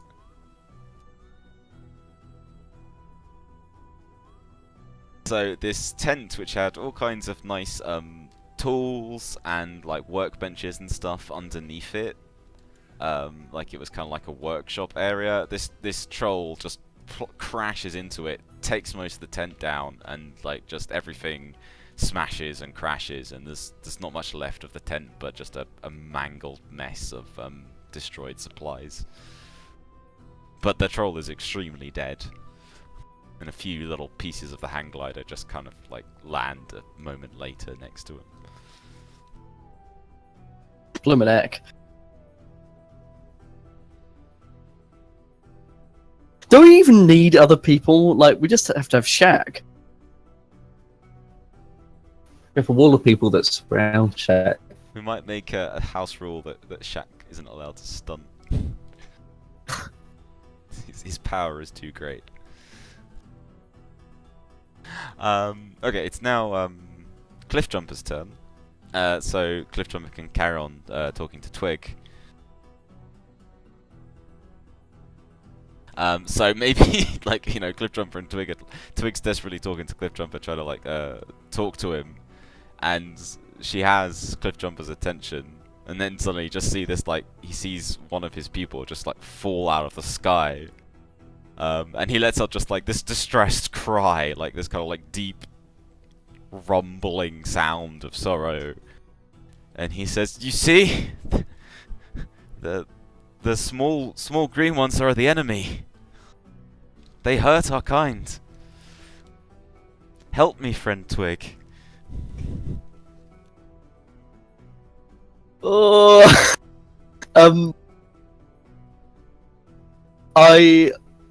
Twig just sort of like puts her hands to her face, like sort of in distress, like not knowing what to do, and says, "Is there no way that we can just like everyone stop fighting and we can talk about this? We can work something out."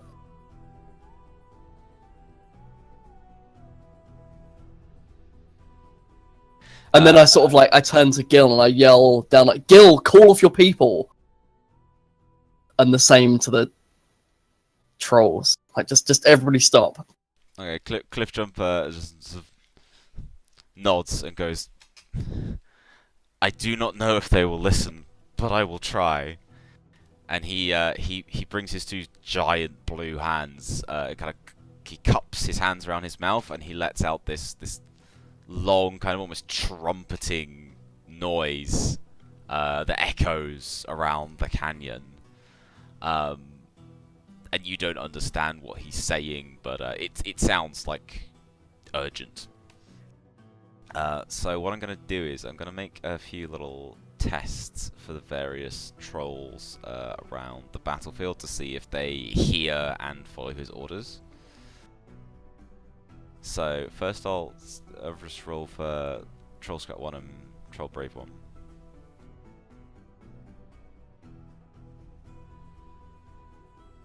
They do not hear his orders legibly, so they're going to carry on, I'm afraid. The group number 2,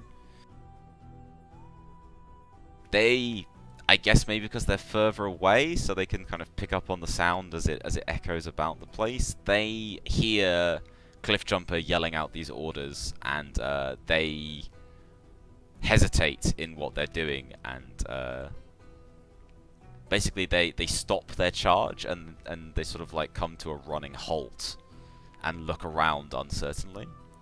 So I'll just mark them to show that they are standing down.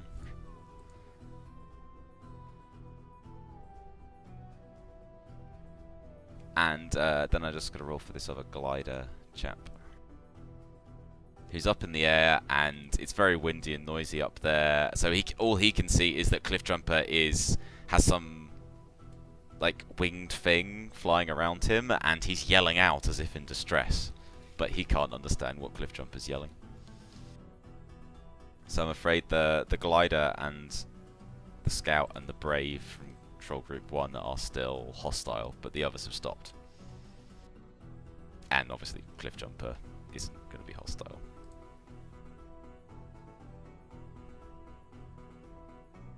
So that's his turn. We're then back to Dart.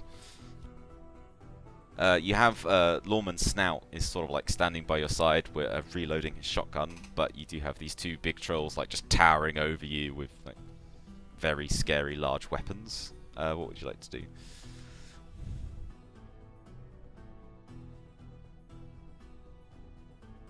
I am going to. Once I've double checked what it is. Aim and hit one. Go hit. Go hit the brave. Okay, fair enough. Roll hit, please. What are you? Sorry, what are you attacking with? Your spear. The two-handed jagged two spear. Okay, cool.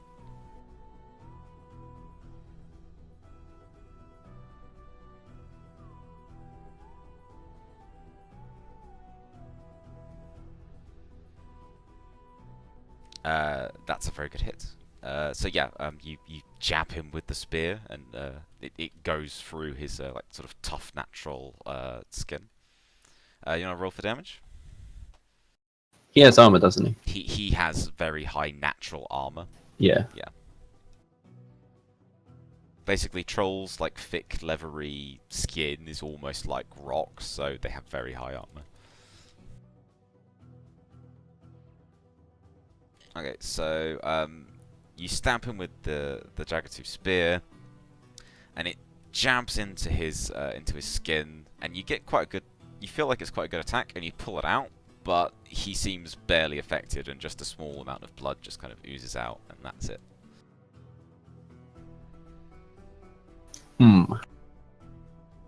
If anything, he just looks annoyed. Not that he looked friendly before.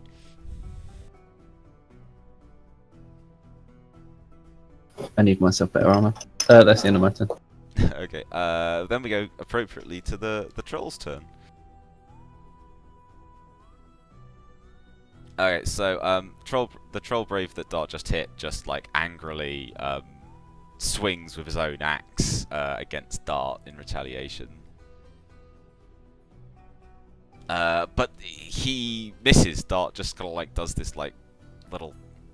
He just ducks down at the last moment, and the axe flies over his head. And the troll brave just roars angrily. Meanwhile, the scout is actually disengaging from the fight. Oh, sorry, I need to roll something for him quickly as well. Hang on, because he took some damage.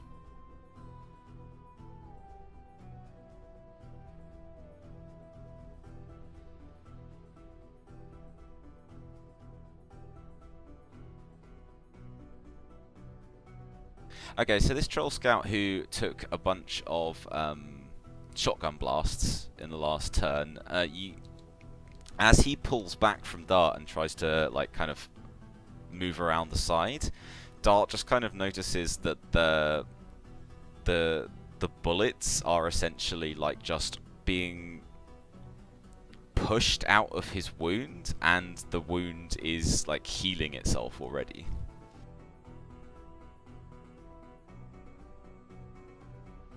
But he's disengaging from the fight, and he's kind of circling around the back towards these wagons. And he basically, with his weapon, he's trying to break the pole that's connecting the horses to this wagon.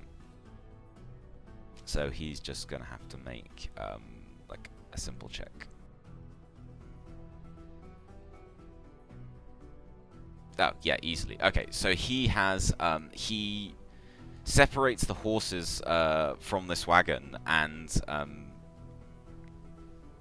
basically the horse is kind of like, I'm going to push it back a little bit to make things easier. He's basically like uncoupled the horses and like just basically whacks both of them in the rear with the blunt end of his spear, and sends them running off in terror. So this wagon's now abandoned as a couple of horses kind of basically just charge past Dart, and like Dart and this troll brave just kind of like have this moment where they just freeze as two horses bolt past them, and then the horses are gone and have run off into the canyon. In terms of other trolly stuff, Troll Brave 2 and Troll Scout 2, they're kind of like milling around here, but they are essentially not taking part in the battle. They're just guarding the body of their fallen glider friend carefully. You've also got this other troll glider here who's still in operation. He's gonna fly over you guys. He's basically gonna fly right above the campfire, and he's gonna drop another one of his flashbang bombs on Garrick, since he seems appropriately close.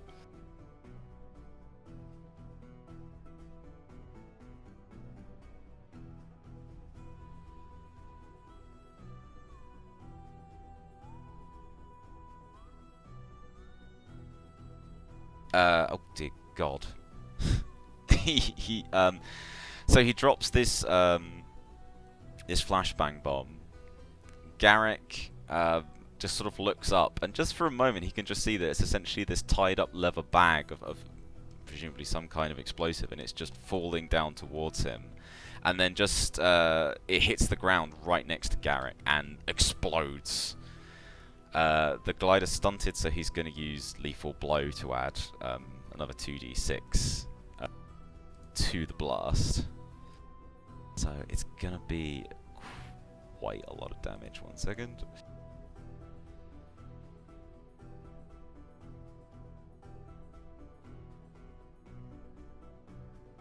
Okay, so Garrick, as well as Granny and Eagle Eye, are caught in this grenade blast and take 19 damage each. Oh god, is Granny gonna live? No. How about Eagle Eye? Does armor help? Eagle Eye, yeah, regular armor will help. Eagle Eye is thrown away from the blast and kind of like, just like, almost just like a flip in the air from the force of the explosion, and then craters down onto the ground face first. She looks... You can't tell if she's alive. She's just face down in the dirt and looks pretty messed up. Granny is just blasted away from you and kind of skids into the ground next to the fire and lays very still, and you're pretty sure she's dead. No, Granny. And yeah, Garrick himself took quite... Was it the glider that dropped the bomb? It was the glider, yeah. He's basically flying about 30 feet in the air above you guys. He is so dead. It's then the turn of the goblins. Sorry about all the NPC action, they just happen to roll close to each other. So Cyrus Gill just like looks down at the dead body of Granny and just cocks his rifle and goes, "Light 'em up, boys, for Granny!" And all of these trolls down here who are armed just start firing up at the troll glider above them. So 1, 2, 3, the gunmaker as well. So 4 of them are going to fire off some shots at this this glider in righteous fury.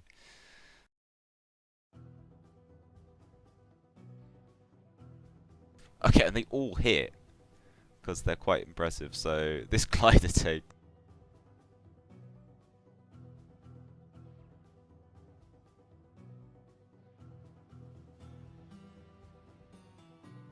Bloody hell, oh wait, I hit the wrong one for that last one. Okay, so that's 2, 6, and no, 2, 7, and 6. Okay, so it takes some damage. So these hobgoblins are basically like screaming with, like, you know, screaming bloody murder at the sight of seeing Granny killed. And they're just firing their guns up into the air, and this glider just kind of like swings from side to side as it's taking these pot shots, and you can see holes emerging in the stretched out hide that is this glider, and the troll himself is yelling out as he gets shot, but while he's spiraling in the air, he is still up there. Twig, it is your go. Cliffjumper has yelled out his orders, and some of the trolls seem to have stopped, but not all of them seem to have heard him. What would you like to do? So I like quickly say to Cliffjumper, keep trying. I'm going to try and stop the goblins. and I fly towards Gil, and I say, please stop, like, we don't have to fight. We've already lost people on both sides, like, call off your men now, and we can work something out. Okay, cool. Do you want? Can you make a communication persuasion roll for me, please? And I'm gonna compare it to Gil's willpower.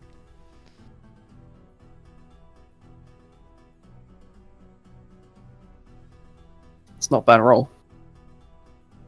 That is not a bad roll. You also technically stunted. Which will, I guess that matters maybe if we have a tie. I'm not sure how it would necessarily apply here. Oh, but you're able to sway him. So essentially, as I said, the goblins are sort of gunning for vengeance, but Twig kind of just gets in his way and occupies his eye line. So she's flying maybe between him and how he has to look up to aim at the glider, and he's therefore he kind of can't aim, and he's forced to listen to her, and he just sighs, brings his gun down and goes, "Gosh darn it, you're right," and he yells out to the other hobgoblins and basically says, "Oh, stand down, boys, stand down. Let's see if we can sort this out before anyone else gets hurt." With the 2 points, I am going to use Sway the Crowd, just so it's easier for the rest of the goblins to follow me. That's actually very good, yeah. So I'm going to make some of the goblins make a willpower check to... Oh, and the glider's in there as well. He might also hear. He's also in range. He probably wouldn't understand what the hobgoblins are saying. Oh, true, yeah. I mean, getting a little out of characterization and stuff, but essentially, Cliffjumper can understand English now, but most trolls can't, so I'm afraid he's not gonna. But I'm just gonna roll for Goblin Willpower.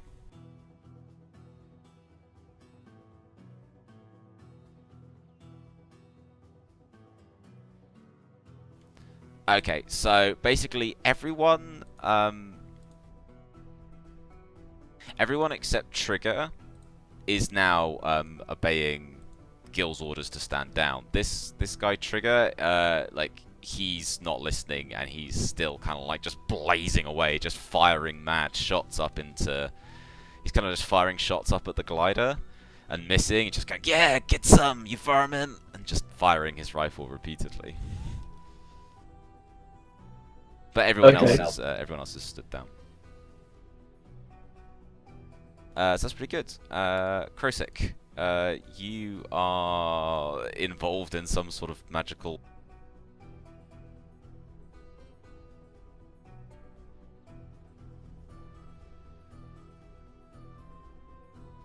Oh.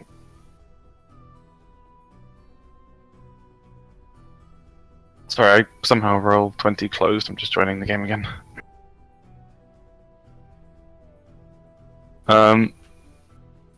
I don't know how how much freedom I have with this. What I'm allowed to do.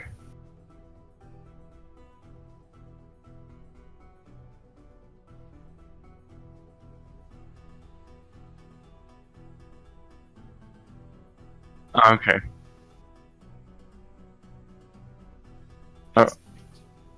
I want to bring the power under my control, if that makes sense. Because I feel like it's controlling me a little bit at the moment. Yeah, it's quite overwhelming.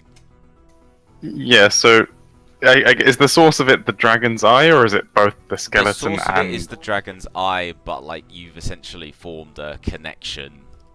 You've kind of enlivened it by connecting with the latent energy in the dragon skeleton. I want to... The dragon eye you consumed that's giving me the... Right. I want to try and bind it to my will, so it's not tearing me apart anymore. But I can still access the power, if that makes sense. Yeah, sure. Yeah, exactly. Okay, I'd like you to make a willpower check to try and control the power. It is pretty strong, so I'm going to say it's a hard check. I don't know if you've got... I did use that weird tonic earlier as well. You did, but that's essentially just fueling the power. Do you know what I mean? Like, that's like you just threw gasoline on a fire. Okay. But does that not give me any? Okay, fine. No. Fine. It's willpower, did you say? Yeah. Can I re-roll this if I fail it? Because I got that stunt earlier. Oh yes, you did have that, and it was relevant to this. So yeah, sure. But that's you using it, like whether you need the re-roll or not. You know what I mean? Like you're declaring it now. Yeah, I'm gonna. If I fail, then I'll re-roll. Okay, cool. I'm gonna re-roll. Okay. Yeah, fucking worth it. Okay, cool. Okay, so through just sheer force of will, you are able to like channel your magical reserves into getting a grip on this thing and holding yourself back from like letting yourself be consumed by it.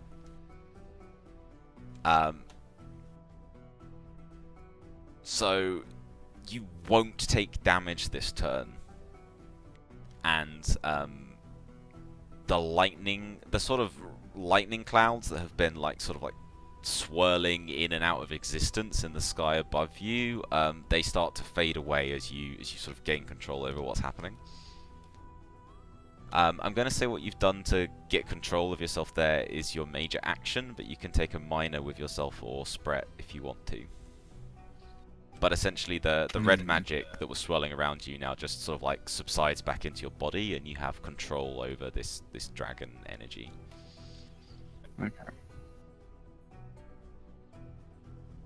So can I see that the fighting stopped then and stuff? And... From Or at least is stopping. Yeah, from your point of view, like there were a lot of shots being fired, but like things seem to be calming down. Other than like a few skirmishes, you can still hear a few shots from Trigger firing things into the air. And if I stop touching this skull thing, am I gonna lose the power, or am I? Have I got it under control now? No, so I can you've just... got it under control now. Okay.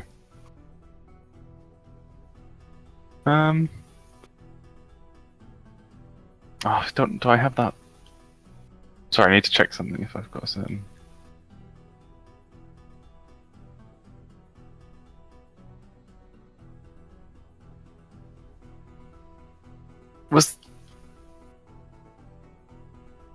Need to check the thing. I can't cast spells through Spret, can I? That's a higher level thing from Spirit Walking. Yeah, I don't believe you can. Okay.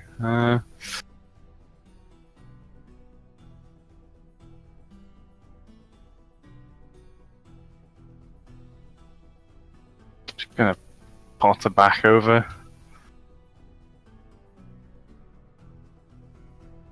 Okay, fair enough. I'm going to charitably assume that you walk around Yeah. it. Yeah. I just didn't want to like edge my character around it all again. Fair enough. Okay, Black Wolf.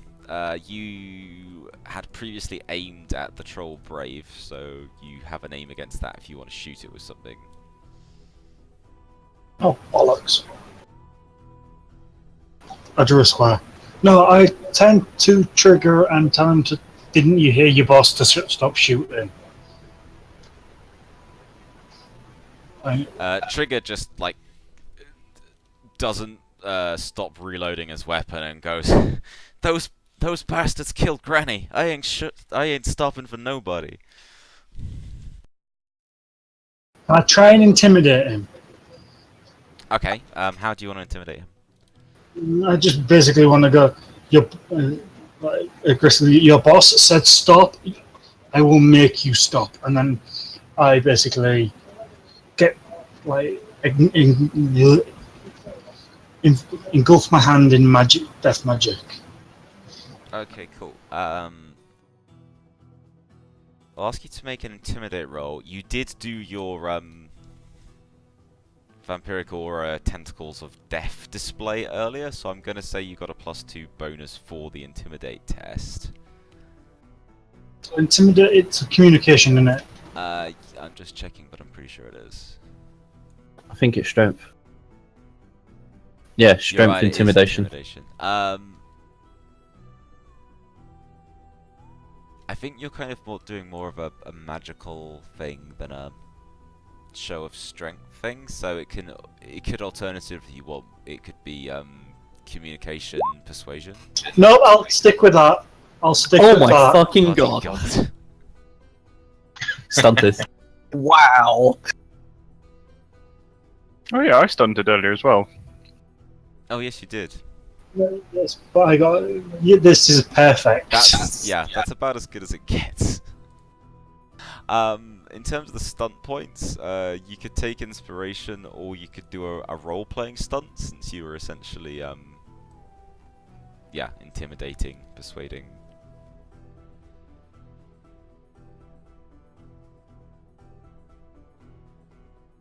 But essentially, like, Black Wolf becomes this just.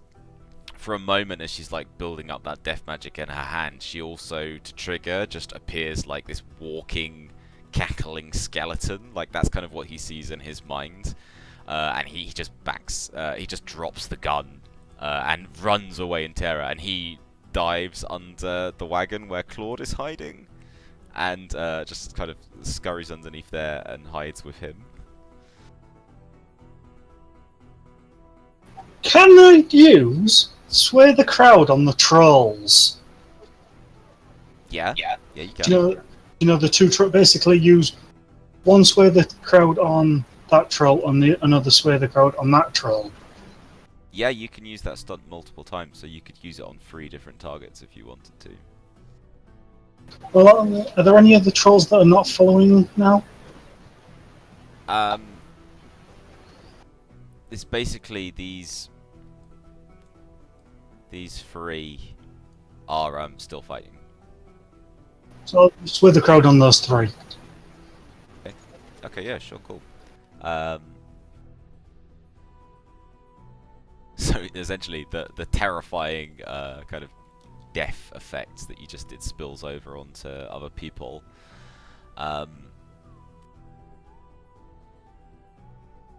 Yeah, so I was just reading the description to sway the crowd, but yeah, that's fine. Okay, so basically all 3 trolls are now terrified of what they've just seen. Like, they've just seen some ungodly, nightmarish display of power just happen. And they'd already seen you do some pretty messed up stuff. So the Troll Scout and Brave just try to retreat. The Troll Brave walks straight into this bear trap that's here and just like gets his leg caught in it and is trapped immediately. The Scout just scrambles past him and just legs it out of there to get as far away as possible. The Troll Glider sees this nightmarish vision below him, and just that, in addition to the damage he's taken, makes him just decide to bug out, and he just starts flying away for freedom. And I believe that is everyone who was fighting has now stopped or been incapacitated in some way. So, good job. You guys have stopped the fight from turning into a massacre. I'll try as quickly as I can pull out the pistol shotgun thingy, which is loaded with light forged rounds, and I'll shoot Granny to the head with it. Interesting. Professional gun doctor. You are shooting, so I will ask you to roll to hit, although she's an inert body on the ground, so she's basically like defense 8, but I'm going to ask you to roll just in case.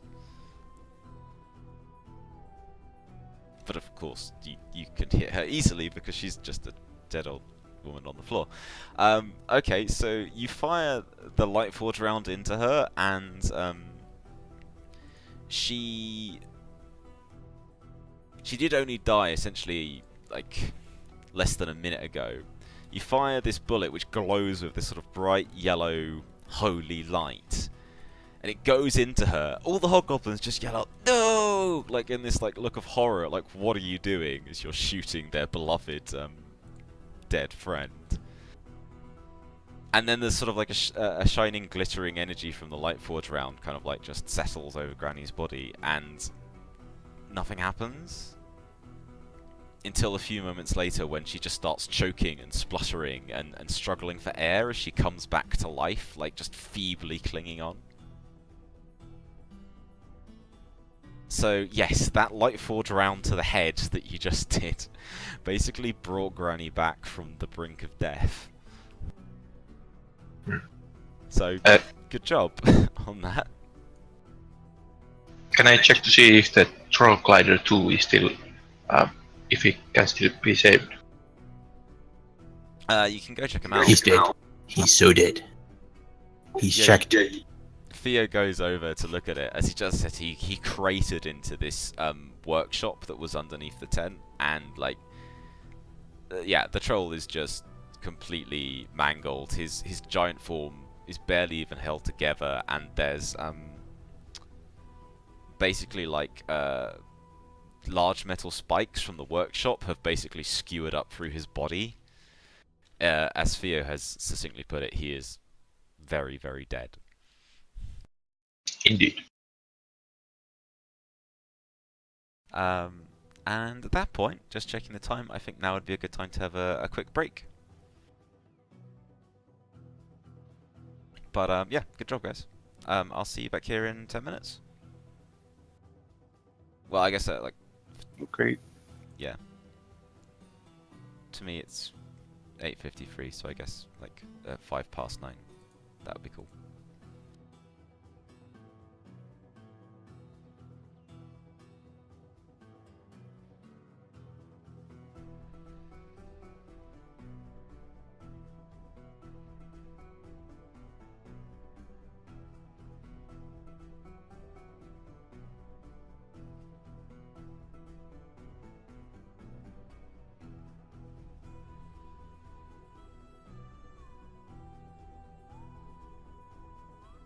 And yet again, the day was solved by death magic.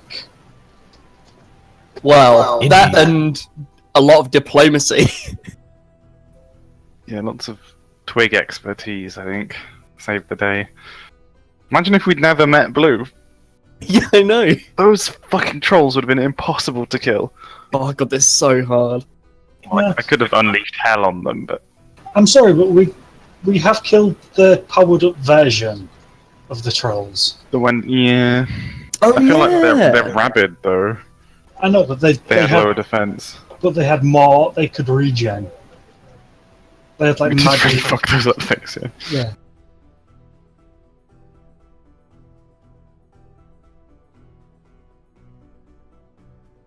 Has anyone heard that apparently Guild Wars 2 is getting another expansion? I never played the first one. I got Oh, what expansion? Apparently Guild Wars 2 is getting another expansion? What does it entail? I'm not sure. I only think they've leaked a few specialization things, like Mesmer is getting an axe. Barbarian warriors getting daggers. I like Mesmers. I like Elementalists. Warrior. Well, my main is a warrior in there. It's a two-handed sword and 2 axes. It's pretty awesome. And of course, it's a Viking dude. You might be it's happy not. or sad to hear that they're adding mounts. Whatever. Looks good. I stopped playing that like basically after its release because I did everything. Oh, yep. They've announced all the new specializations. The elite specialization. Thief is getting Deadeye. Guardian is getting Firebrand. Mesmer is getting Mirage. Warrior is getting Spellbreaker. Necromancer is getting Scourge. Engineer is getting Hollowsmith. Ranger is getting Soul Beast. And Revenant is getting Renegade. What did That's, you play, Raj? I was playing a Reaper. But we'll see. The new maps look really nice. Me and a few friends had a guild and it was called Elmo. It was extra large molecular orbitals because we were doing chemistry at the time. So it was even though they don't exist, it was just a stupid chemistry thing. Yeah, I got really bored because there's no end game. Yeah, there wasn't much of an end game in the game. Well, they have added raids now. Yeah. I know, but I stopped playing like 3 months into it, and it was just one of those things of. It's good if you like grinding and just doing stuff.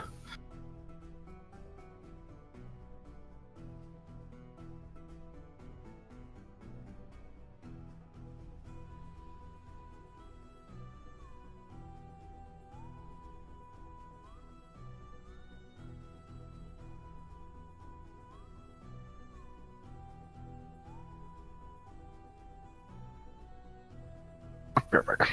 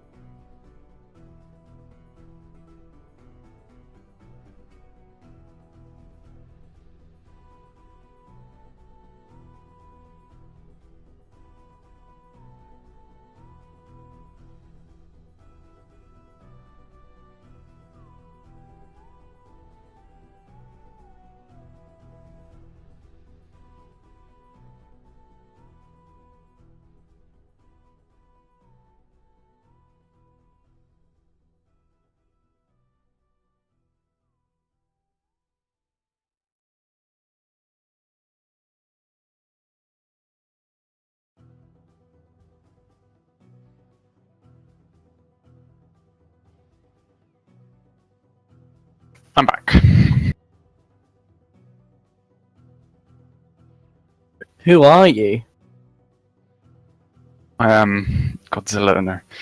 One day. Such an innocent dream.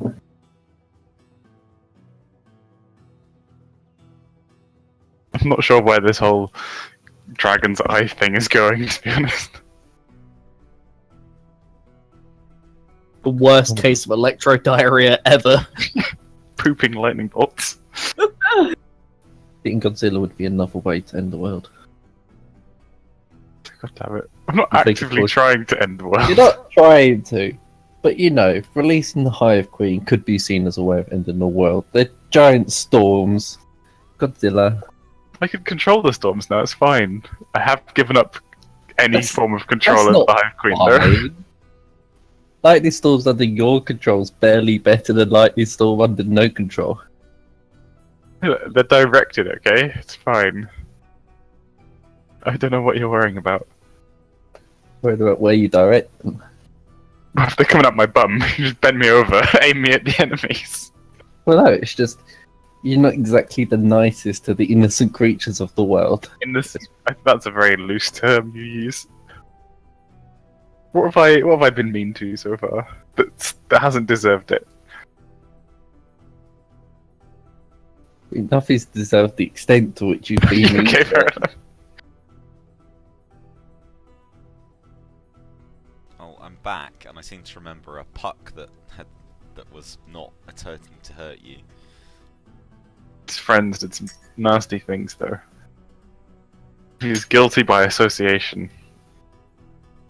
Yeah, sounds legit. Sorry, injustice.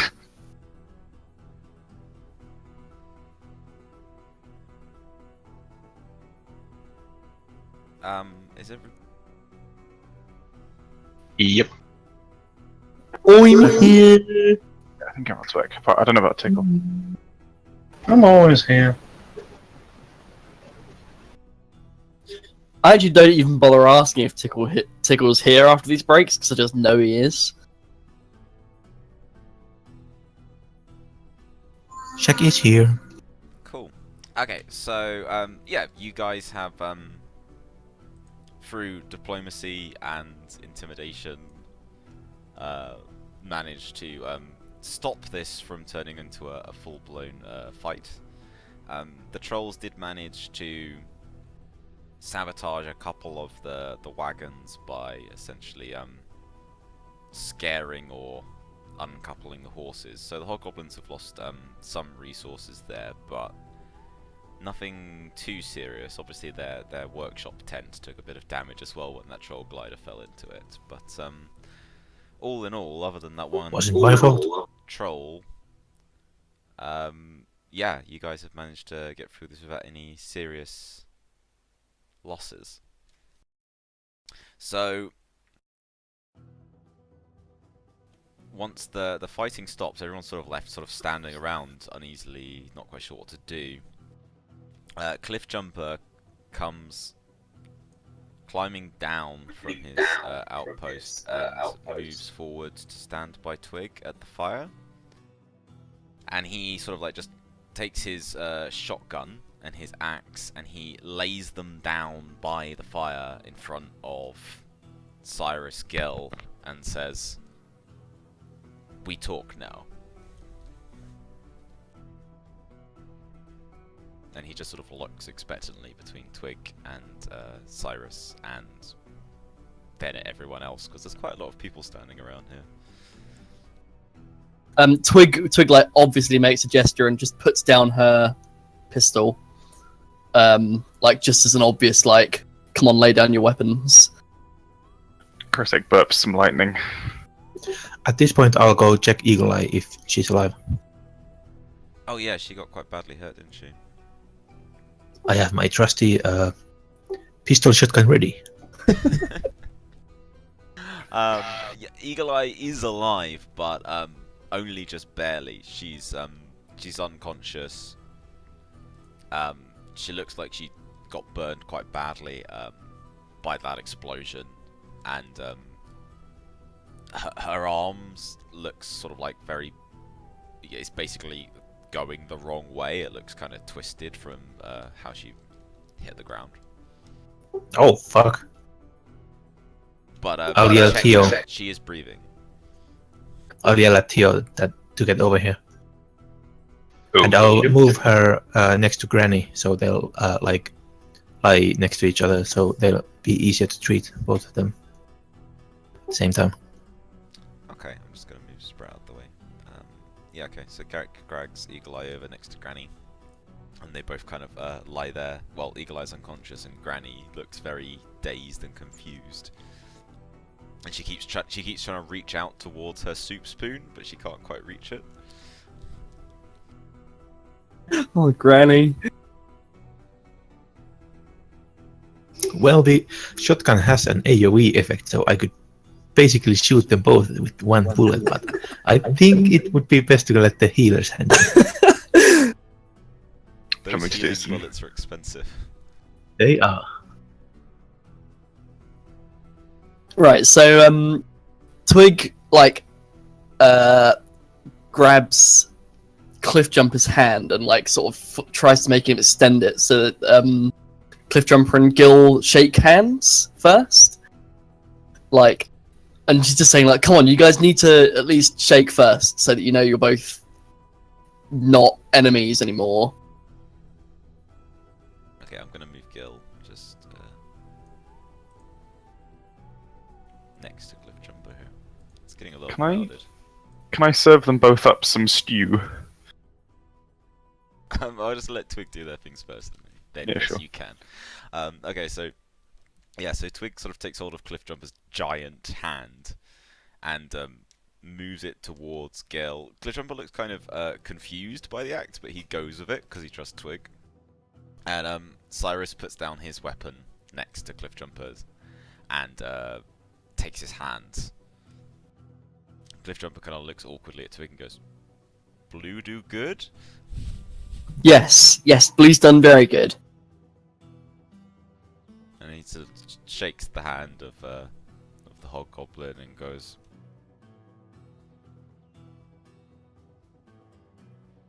I'm not sure what he goes actually. Just keeps shaking him up and This- down. Yeah, just keeps shaking. Oh, and he's obviously much bigger and stronger than the hobgoblin. So Cyrus is just kind of like, after a while, he kind of has to break it for the sake of like pain. And so Gil basically just looks around and goes, "Well, looks like we got ourselves into a fine pickle here, haven't we?" And at this point, Krosek leans forward and offers them stew. Yeah, if you eat together, then you can't fight anymore. But I think that's a tradition. A rule. Who is it who's got the translation orb just to make like the actual negotiations easier? I think Theo still has it. I'm not sure though. Didn't that old orc bastard upgrade it for us? Yeah, well, Oh, here's yeah. the funny thing. Oh yeah. Hank Crookston, way back at the beginning of this campaign, did work on the design of that translator orb, and he made you improved versions of the translator, and I gave you this information and nobody went to pick them up. So, Oh no! so I'm afraid you don't have them, you just have the original one that I think Theo still has in his inventory. Yeah, I have. Which will still work. It Like, will still work, but yeah, I did try to kit you guys out so that you wouldn't have any translation problems anymore, and you just didn't go with it. So, sorry. It's more interesting this way.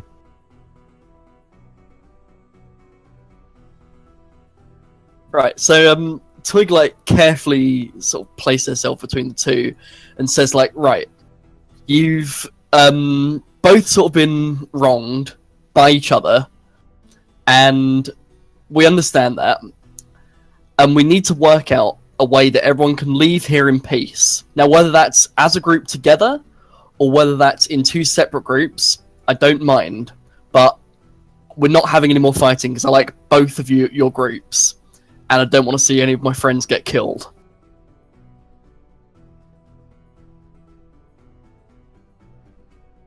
They both nod and look at each other kind of cautiously, but they both seem to be in agreement. And Cliffjumper kind of starts, and he says, You must leave Dragon Bones alone. Dustback trolls defend the Dragon Bones. Is he talking to me? He's just talking generally to the group.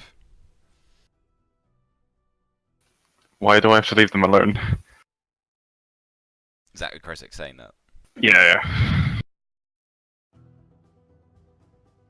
He just looks at you very sharply, and basically tells you,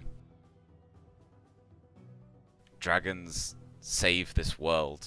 Dragons save trolls. Now trolls protect dragons in their final place. You will not disturb them, or trolls will disturb you. Wow. I'll pat my belly and just say, it's a bit late for that.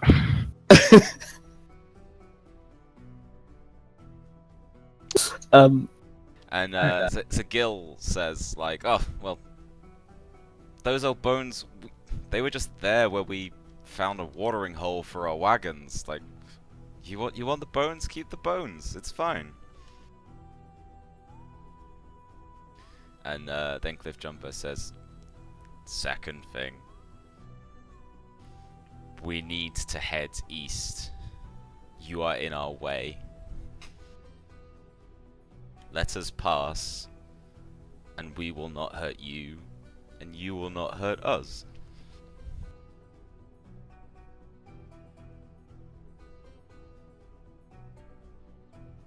Is that reasonable enough, Cyrus? Cyrus looks around at his people, you know, and especially at Granny, and he goes, hell, I got no love for this place. I just want to get out of here in one piece. As far as I'm concerned, you can have the whole damn valley, but you've got to let us get out of here without any trouble. Like, we're in a bad way. Like, it's gonna take us a few days to get out of here. Shouldn't be too much trouble for the trolls to just pass on. If you show them the ways around the traps and things.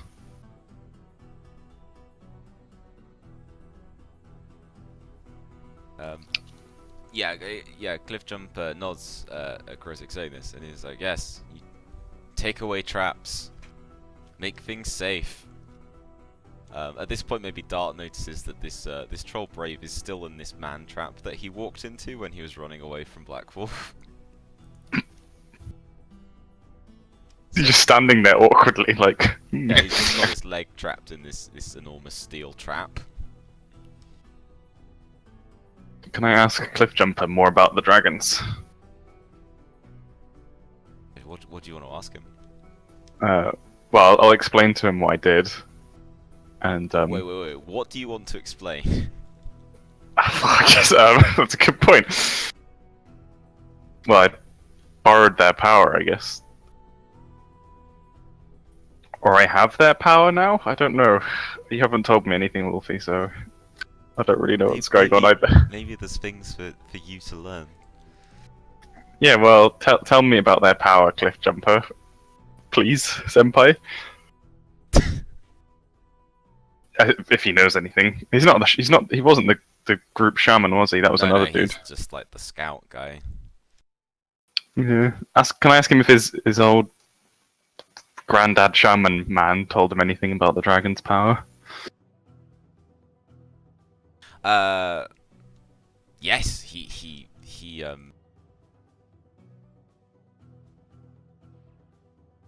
says that the shamans and the spirit dancers have always been the way our people talked with the dragons, and how we talk to them now they are gone.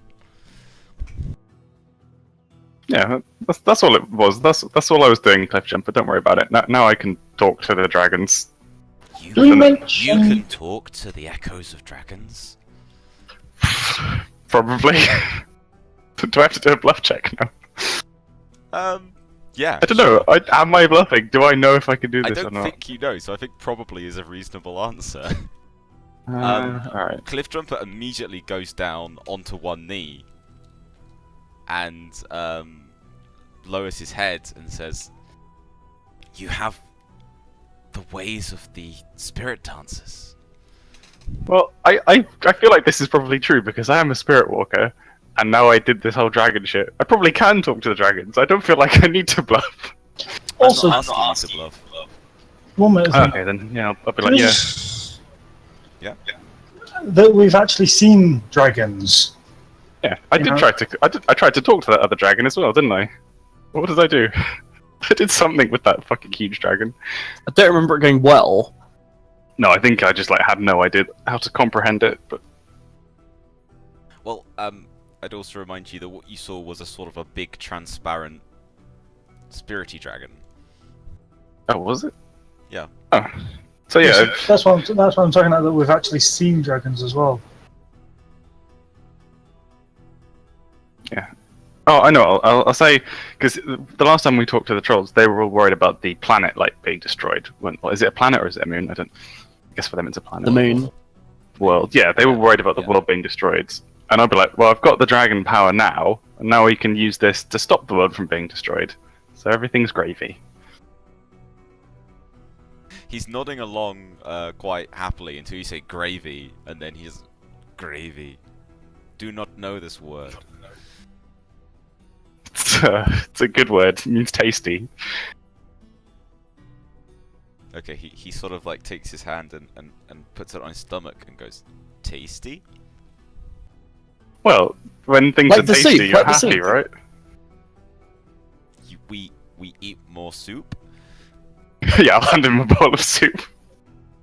Okay, he has another bowl of soup and seems satisfied with that as an explanation. Exactly. See, if the world is gravy, then everyone's satisfied. Behind Grosek, Granny's got hold of her soup spoon and she's just starting to prod at the cauldron. It's exploded. No, it's fine. It's cast iron. It was Oh, Garrick that exploded. She was just standing next to Garrick. I can appreciate a good pot. Yeah, because you're using it to murder another pug. Very, very useful things. Good pots. Twig like looks at Blue and looks quite sad and says, "We're really sorry that one of your brothers has died." And like she sort of gestures towards the mangled remains of the glider. Oh yeah, Cliffjumper gets back onto his feet and he says to Twig,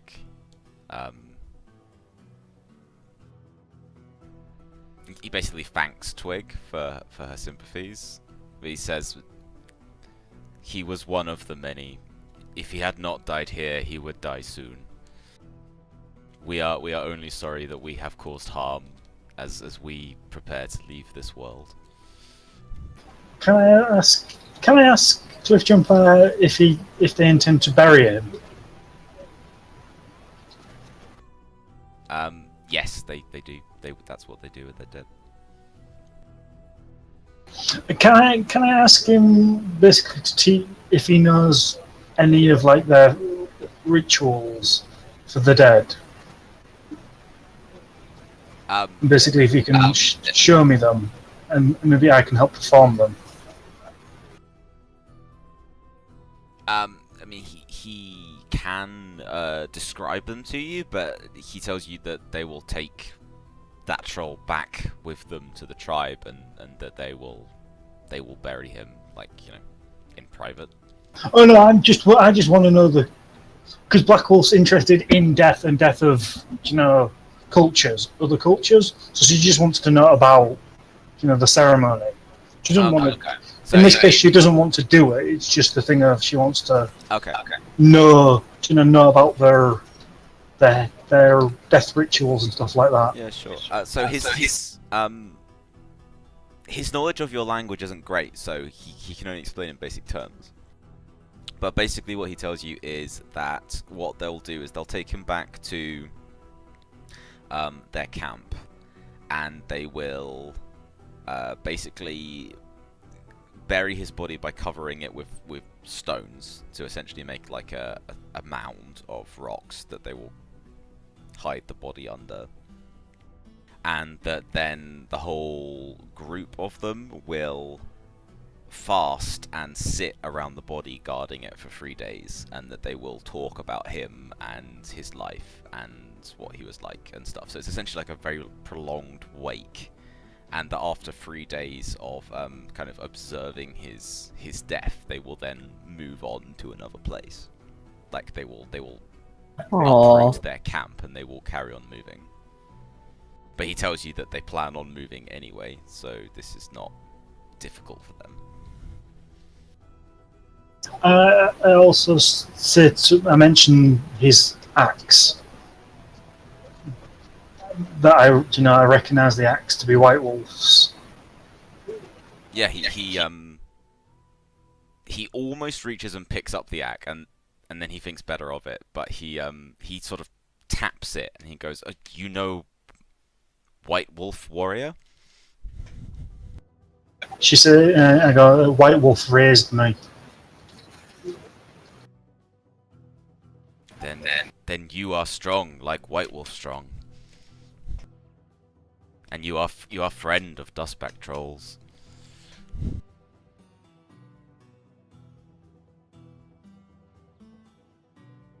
And he since he's learned how to do this now, he extends a hand towards you for a handshake.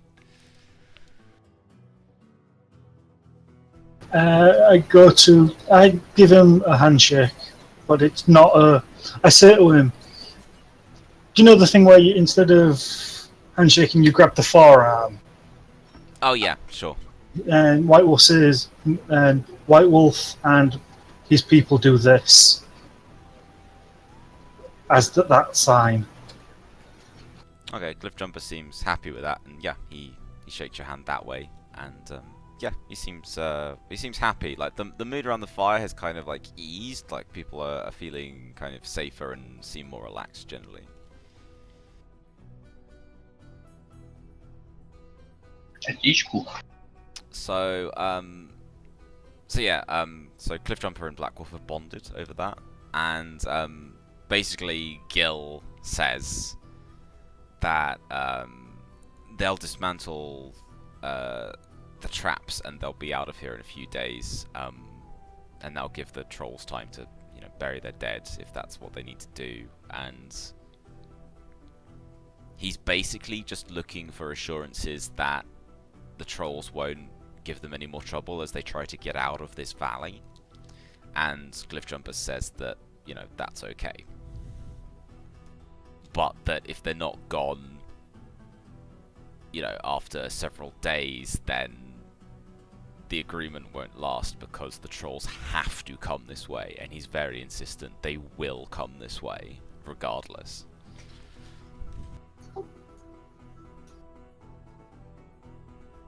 I go, if you have to come through this way, send a scout first to see if they to notify the hobgoblins if they if they are unable to pass like I said, if you want, when you come through, send a guy ahead who will see if the hobgoblins are here. If the hobgoblins are still here, they will let you through. If they can't, if they can't physically leave within that time, because it might take them a while, to undo the cam. But hopefully by then, the trap should be gone. Just like that. So basically, if you know what I mean. Yeah, Cliffjumper agrees with you, and he says, "We will send the best Dustback scout ahead." It's Cliffjumper, isn't it? I will come. Yeah. And then he sort of throws back his head and it's this big booming laugh. He goes, "Ah, that's a good troll joke, yes."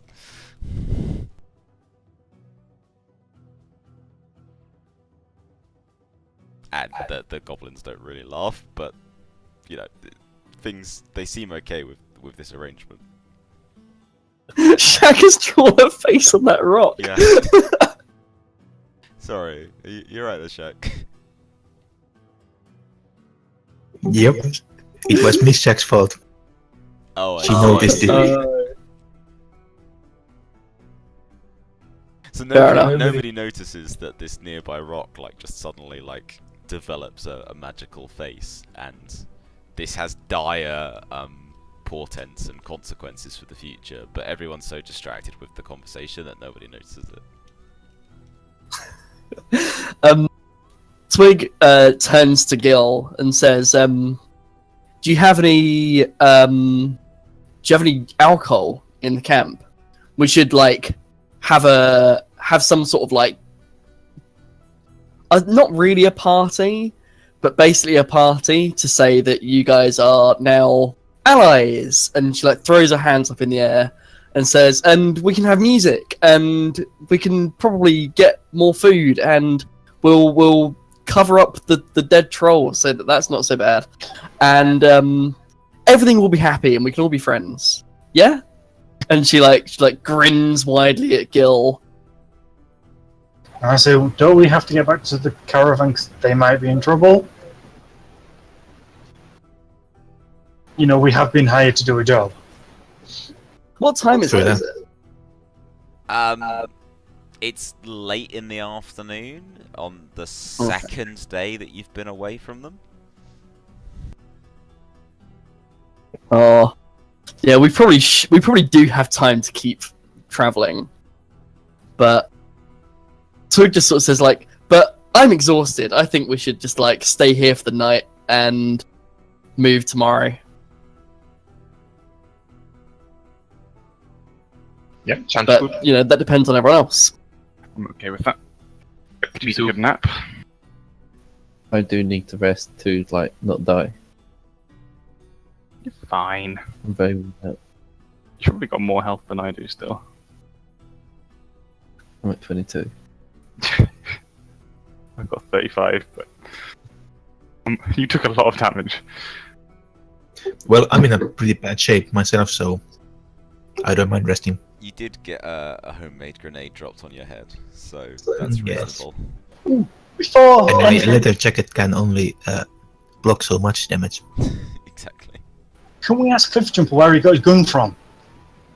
Because he's all kitted out in like tech stuff. That's a Yes. point. He has a shotgun. Well, he's on the floor at the moment, but he has like a belt of ammunition around him, and he has some sort of cobbled together metal armor that looks like it's essentially like scrap metal that's been kind of scavenged and bound together.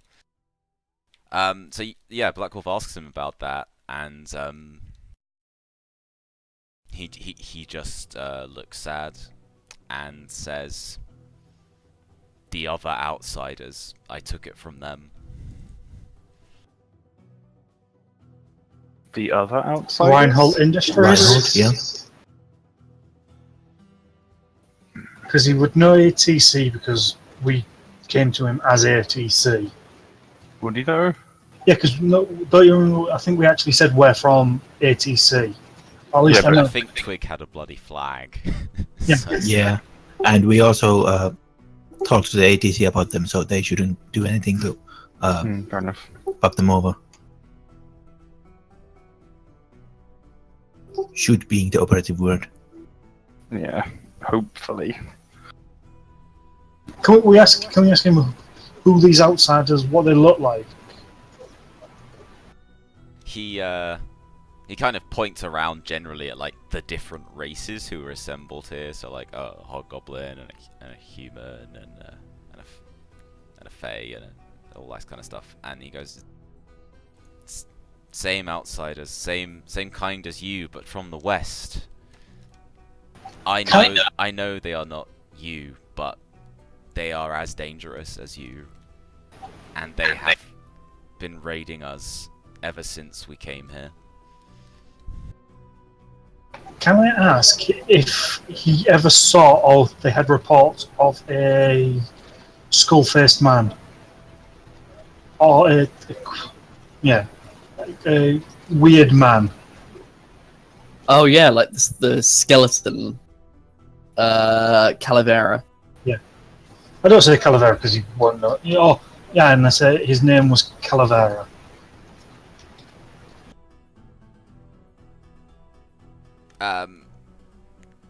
He says yes. Basically, he knows what you're talking about.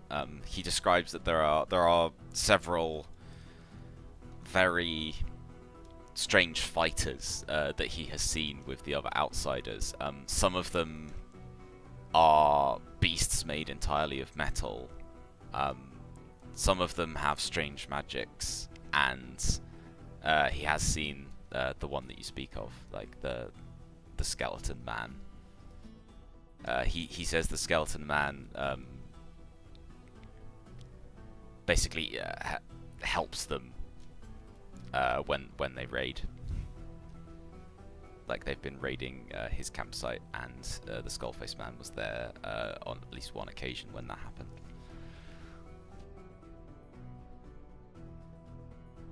And then he sort of gestures to his shotgun and the armor he's got, and he says they kill many trolls, but trolls kill many of them. When Cliffjumper kills them, they take their things and use their weapons against them.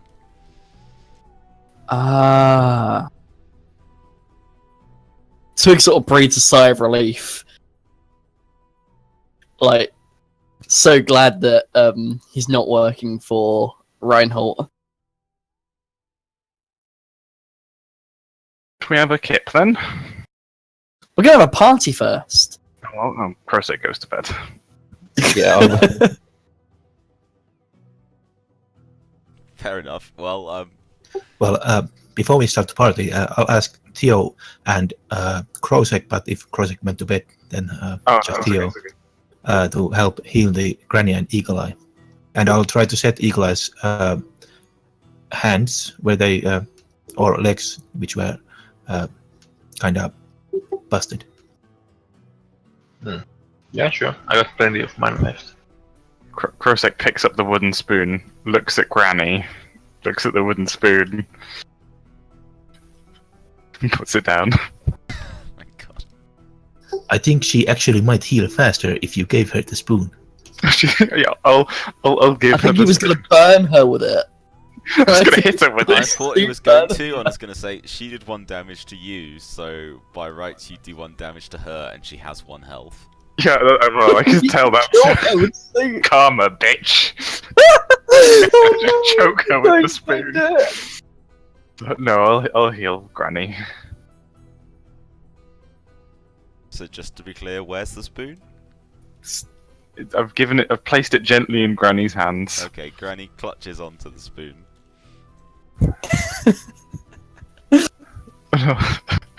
I'll lean down and whisper very gently in her ear, "Don't cross me, bitch." And then I'll cast Healing Touch. Okay, roll for that, please. Also, while you're casting this, Granny just like her glare, she just looks right back into your eyes, and she mutters something to you, and you can't really hear it because she's very weak, but it sounds like something about a recipe for shrimp. No, for shrimp. Okay. I stunted for 5. Damn. Do So you want I'm to gonna- do anything with your spell stunts? I'm just gonna see. Does Granny deserve it though? Eagle Eye. You could heal her. Oh, yeah, Thea one has sec. just healed her for 12. Oh yeah. You can heal Dart. I'll just see what I've got. 1 second. I do like how you guys are tending to the NPCs before your own party members. It's very selfless. Actually, Garrick is standing next to me. I did say I'd heal Granny. Let me see what stuff I've got. Maybe I can heal both of them. I think you can split the spell, so you could potentially heal Garrick as well. Lethal spell. I'll cast I see. No. Is there something you want to say to me? I'll try to downplay my own injuries, so I got a big trench coat kind of thing on anyway, so... Oh, shut up, you. I saw a grenade fall on you. I'll split spell it so they both get 3d6. And it doesn't cast any extra. Okay, fair enough. Do you want me to roll the same 3d6 for both of them, or two different ones? Just do one. No, they both get 9. Okay. Yay! Granny gets an extra +2 because she's holding her spoon, and it's lucky. I'm gonna move away from Granny.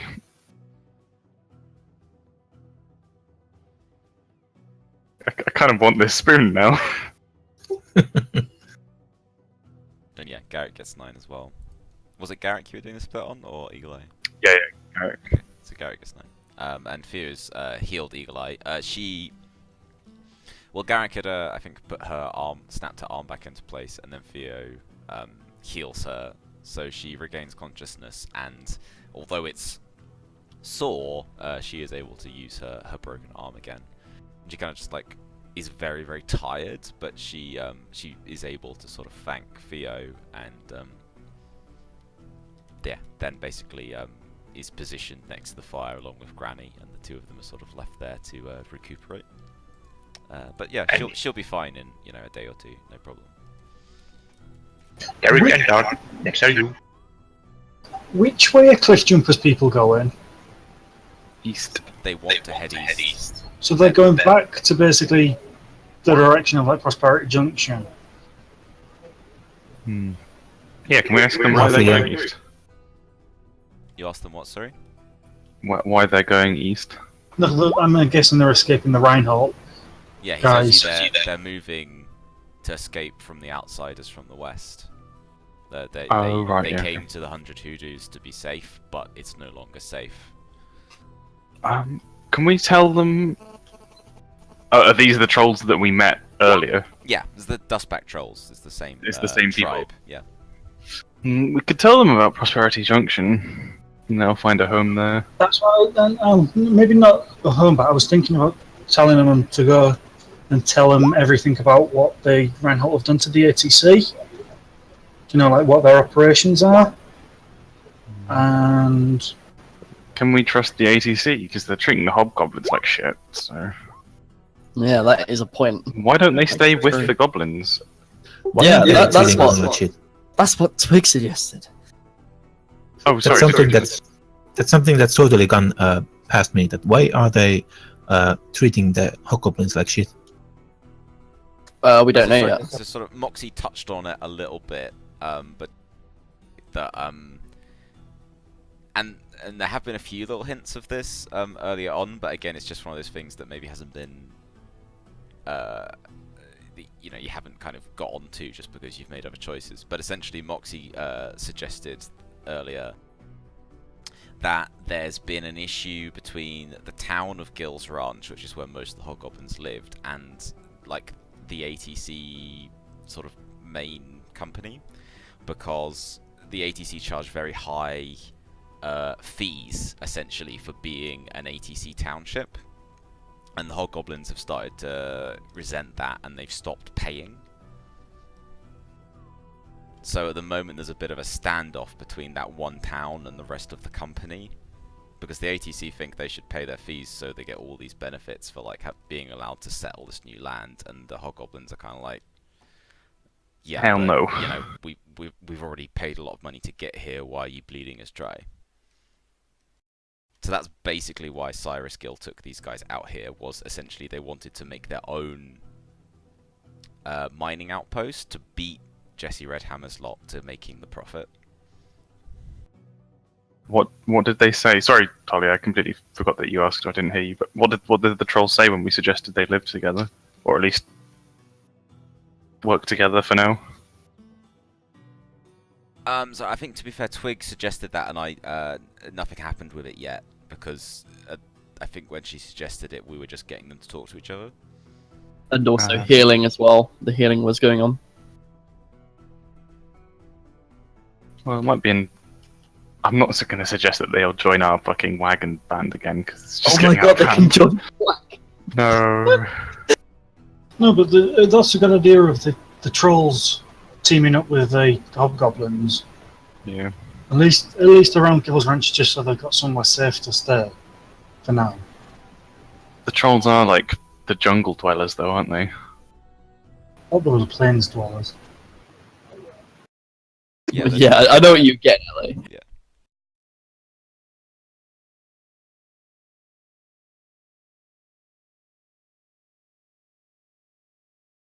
I reckon we can talk about this in the morning. Everyone should rest up for now. Yep. Okay, so since Twig suggested it, Gil does in fact have some alcohol stored up, so that's broken out, and a sort of awkward evening ensues around the goblin campfires, where the trolls kind of sit on the edge of the fire and make some basic conversation and like graciously accept the food and the drink they're offered, but there is still obviously like some tension in the air given like Can what I happened. Yep. use my performance skills in order to make the to ease the air and ease the tension in the air? Every fucking time. Yes, you can absolutely try and do that. What sort of performance do you want to do? Sort of like a lively. Oh, I'm trying to think of like one of the things we've done. Right, so Twig is going to do a lively rendition of us fighting the God King. Okay, yeah, cool. So like in order to get everybody like sort of on the same page and just be like, oh yeah, that was awesome. Yeah, we also think that's awesome, and they can be friends through. Leave out the bit about the Hive Queen. Stuff. Yeah. So that's the sort of thing I want to do. Does this involve Dexus? Yes. Okay, cool. Okay, so yeah, while this slightly tense evening takes place, Twig decides to do something about it and sets Dexus up into like a musical mode. And oh wow, you stunted. So she goes off on this this epic song about when you guys went down into a Sorok tomb under Blackor and you faced the God King, and a lot of trippy stuff happened, but you persevered and you destroyed him. And the song kind of ends on this epic note of like, you know, the defenders of Umber here to save everybody equally, and that's kind of the message that the song puts out. Like it's kind of, it's not a subtle song, but it's a powerful one. It's kind of like the closing number of a big, you know, musical show. We're the social justice warriors of Umber. Fuck. Do you want to use any stunt points on role-playing stunts? Because you got 4 stunt points there. I mean, obviously, I'm going to do stun silence. That is kind of like your Oh, actually, I can do stun. I'm going to do Bon Mot first, and then stun silence. So, like, at the end of it, I say some sort of like witty remark saying like, that's why you should be friends, like, because you're better off together. And then everyone's just like, what? And there's stunned silence over it. I really want to. I hate myself for this, but because you guys came here on your you had your horses with you presumably, so I'd like to think that maybe Twig finishes on a note along something like friendship is magical, and then Starhooves kind of like does a little whinnying noise. Oh. Oh, Starhooves. But yes, you this song incredibly has reduced the tension, and both the hobgoblins and the trolls seem like visibly moved by like your kind of heroic inspirational song. And you notice that after the song's over, that they sit closer to each other, and Cliffjumper and Gil even like kind of have quite an in-depth conversation as the evening goes on. So yeah, you have definitely improved the relations between them. Good. But then eventually people get tired. They start going to sleep. There's not much in the way of proper beds. It's pretty much just like grab a blanket and use a rock as a pillow type situation. But people make do as best they can. The trolls don't seem bothered by this at all. They don't even need a blanket. They just lie down wherever they get tired and just start sleeping and snoring loudly. And I'm assuming someone got this guy out of the steel trap at some point, and he recovers. So yeah, you guys go to sleep, and several hours later the sun comes up, and yeah, people kind of start going about their day as if things were at least semi-normal. Like the hobgoblins start like fetching water for their animals and like preparing breakfast. Granny seems a lot better, and she seems to be making her famous breakfast stew, which looks very much like yesterday's stew, but it has an onion in it. And the trolls basically just gather up their weapons and prepare to leave.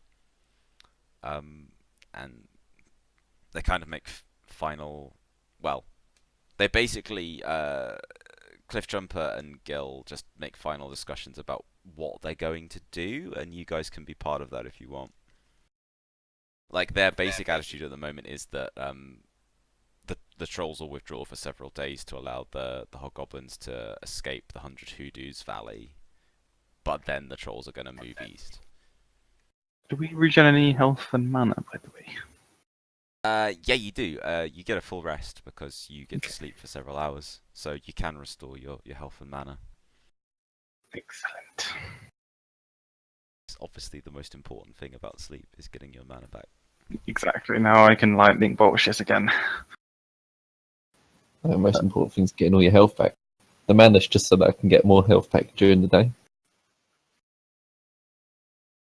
Do I have any dreams about dragons? Spyro. Just prancing majestically through cities, just trampling things. You just have a lot of really odd, trippy dreams that you can't make much sense of. The only thing that really sticks with Krosek, kind of from the many weird images that he dreams about, is this idea of a bunch of trolls looking quite similar to the trolls you've been hanging out with. A bunch of them sort of kind of standing on a high raised sort of flat area, so like a sort of a fairly flat mountaintop, and there being dragons in the sky above you, and as you watch, like, you were all looking to the south, and then you just saw the land start to tear itself apart as these massive cracks started like moving towards you really quickly, and the land tore apart and lava rose up. But that's kind of all you really remember from that dream. Okay. Everyone else had a pretty good night's sleep. So, Like a baby. should we start heading towards? Oh, what did Claude do? Claude and Trigger. How did they? Are they still hiding under the? They still hiding under the wagon. wagon? Eventually, they actually got to know each other quite well while they were cowering under the wagon, because Claude was hiding from the Freak Lightning and Trigger was scared of Black Wolf. So they actually just kind of chilled out over here by this campfire for the night, and they got to know each other. It's a Oh, blossoming that's nice. Sorry. Yeah. He can Anyway, be their bodyguard. Huh? He can join up with them, as he's now friends with Trigger. that's And true. we don't have to worry about Maybe. finding the place. I feel like we're a traveling. Freak show? No, like Job centre. yeah, job centre, like adoption kind of. We pick just people. mend fences wherever we go. Yeah. Building bonds and mending fences. We did True kind of that. put him out of a job in the first place. True. To be fair, that job Wolfie. was murdering people, so... So is ours. No, we do it for the good of everyone. We haven't murdered anyone Oh. who's like been really good-hearted. We've only murdered bad people. Well, technically, we actually murdered the better of the two mercenaries. Did we? Yes, because the other guy According to the wanted. story. The other guy wanted to quit. The guy we chose to live was Wanted to carry on. yeah. So technically, We didn't choose anything. He chose for himself. I gave him a choice. It's very true. Those cultists could have been good-hearted. We didn't stop down and have a chat with them. Can I try and speak True. to the spirit of this dragon, Wolfie, that's on the floor? Okay, yeah, sure. I'm gonna carefully I'm carefully navigating past the traps. Yes. Oh, hey. I'm gonna take a piece of the dragon skeleton's like claw or something and make a necklace out of it someday. I'll just chip a piece of it. And that really piss off the trolls. I was gonna say, isn't that gonna make Cliffjumper really upset? All right. Well, maybe not. You could ask him, say like, "Can I use it as a protective medallion?" See what he says. Well, sure. I ask.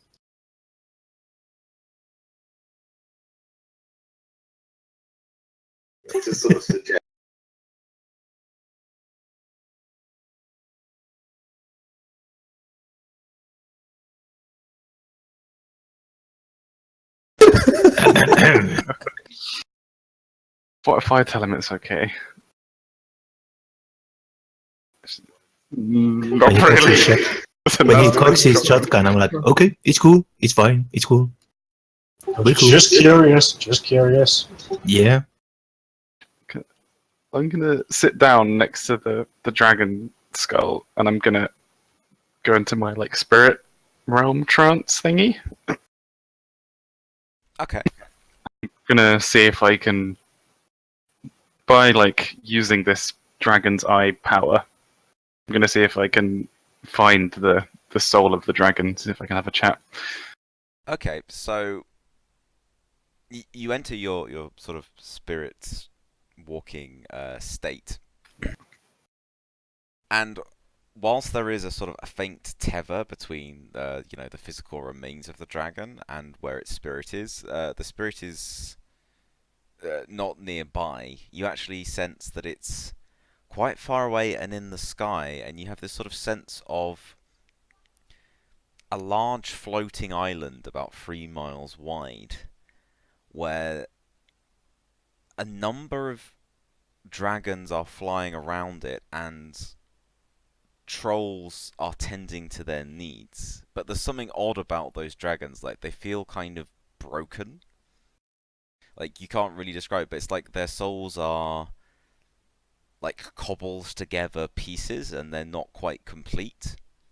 It's a very strange sensation, but essentially what you have a sense of is that the spirit of this dragon and a number of similar dragons are at some floating island in the sky somewhere above the Shattered Plains, and that they have troll guardians or troll friends. It's kind of hard to determine the relationship between them, but there is a floating island where trolls and these dragon remnant spirits are collected.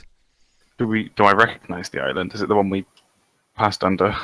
No, it's not Cloud Mesa. It's smaller Okay. than that. That was like a big ass mountain. Oh, that in was the a sky. huge. This is like it's big. It's like it's about 2 to 3 miles across, but it's not. It's not enormous. Do I have any idea of where it is? Or You get a sense that it can't be too far away. It's probably somewhere in the Shattered Plains, but you don't know exactly where because you Okay. only know it as a dragon would fly to it. right, so yeah. Okay, no worries. I'll just go back to the others then. So hang on, if I maybe just pop it back into the map.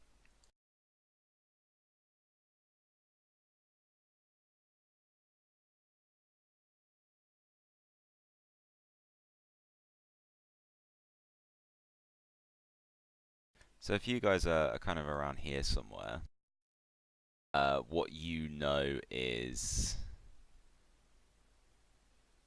that it's just in a general area in the southern Shattered Plains. Ah, okay.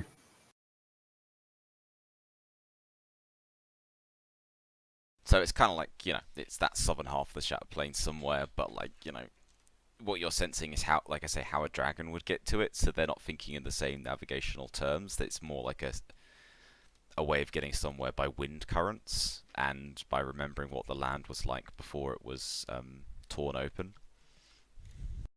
Ah, right, okay. I'll just go back to the others at the camp then and inform them that it could be interesting.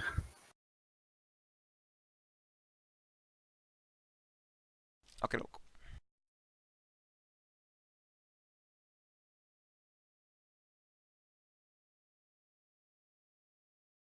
So, yeah, just stick. This is the wrong map. No, I clicked on the wrong one. You should be back in the right one now, hopefully. I am still seeing. Let's see if I can get it to. Oh, this is better. This is it. Yeah, it's all okay. Okay, so basically, Cliffjumper and Gil kind of have made their agreement. Like, what they've agreed,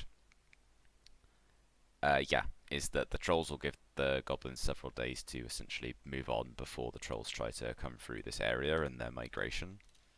Unless there's anything else you guys would like to add to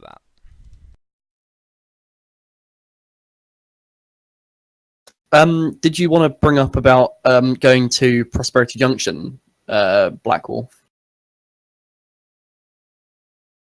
Like Nah. the trolls, I mean.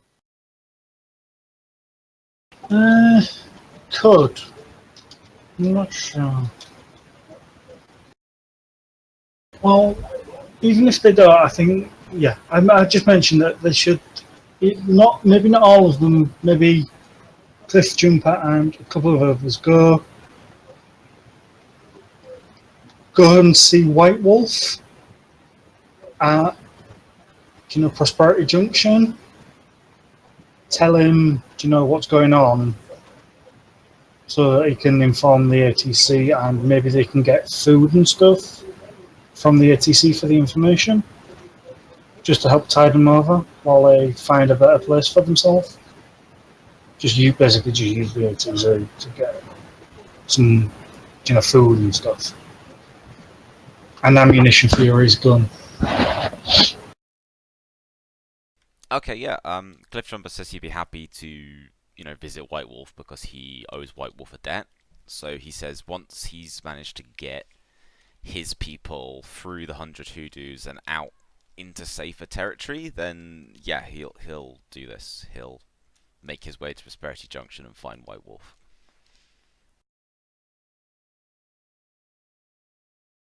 So yeah, he's happy to agree to that.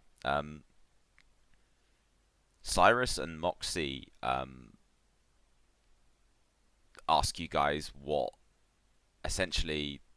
you guys think that they should do. The Hobgoblins are somewhat split between whether they should try and, like, once they're out the valley, try and continue their mission, or if they should just call it a day and try and get back home. And they're split pretty much down the middle, and basically they're interested in what you guys think about their situation. Moxie is arguing that they should head home, whereas Cyrus is quite stubborn and thinks they should keep looking for at least something of worth to take home with them.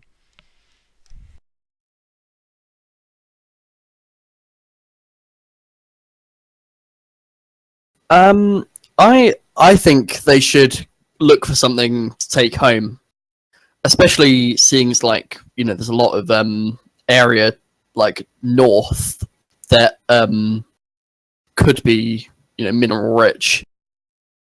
Plus, they're better off like going north away from A, where the Red Hammers are, and B, where Reinhardt industries seem to be moving into. Yeah.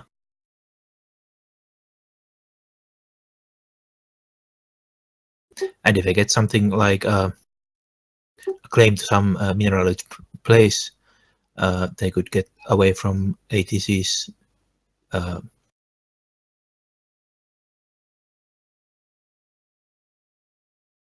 bullshitting or something. Yeah, okay. They consider that to be a good idea, and yeah, they basically say that once they get out of here, that they'll try that. Basically, Gil and Moxie have opposing views, but they compromise, and they say, okay, if they try and head north for a few weeks and see if they can find anything of use, and if they can't, then they'll head back. Yeah. But at least heading north will get them hopefully out the line of fire of the trolls and of Reinhold Industries. Yeah. But that said, I'm kind of worried about their safety because they're just undermanned and it's a dangerous place.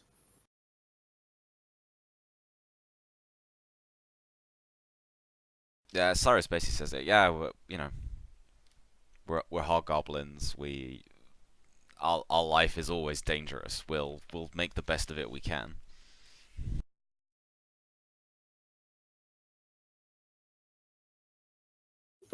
Good thing. Well, if you manage to get some kind of settlement or community going somewhere, you will of course have the support of the rangers. That goes without saying.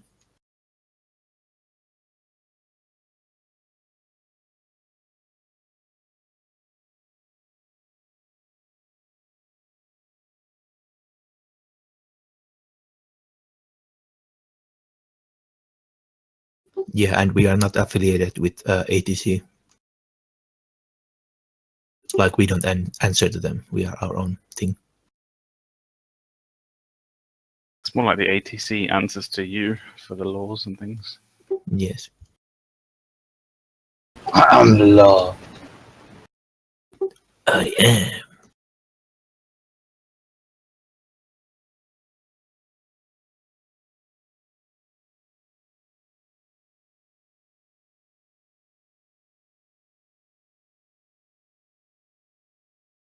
That side of things.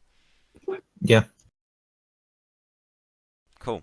Okay. So with these things agreed, Cliffjumper takes his trolls and they basically pick up their fallen friend and like between them they carry him on their shoulders and they head off basically out back the way they came through the valley, and doesn't take long until they disappear behind one of the hoodoos and they're gone.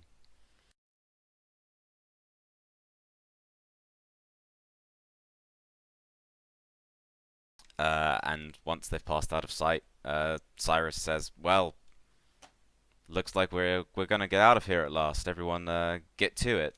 And he starts directing like the goblins into like packing up their stuff and stocking the remaining wagons so that they can get moving again. And he tasks a couple of his people with like disarming the traps that they've set up and like taking down the barricades. So they quickly start trying to dismantle, kind of the damage they've done to the area. There's a troll scout still left in the bottom of the map, by the way. Oh yeah, he legged it. He was confused.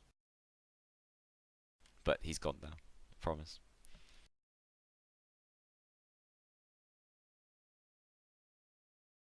Yeah, so... Is Moxie going with them?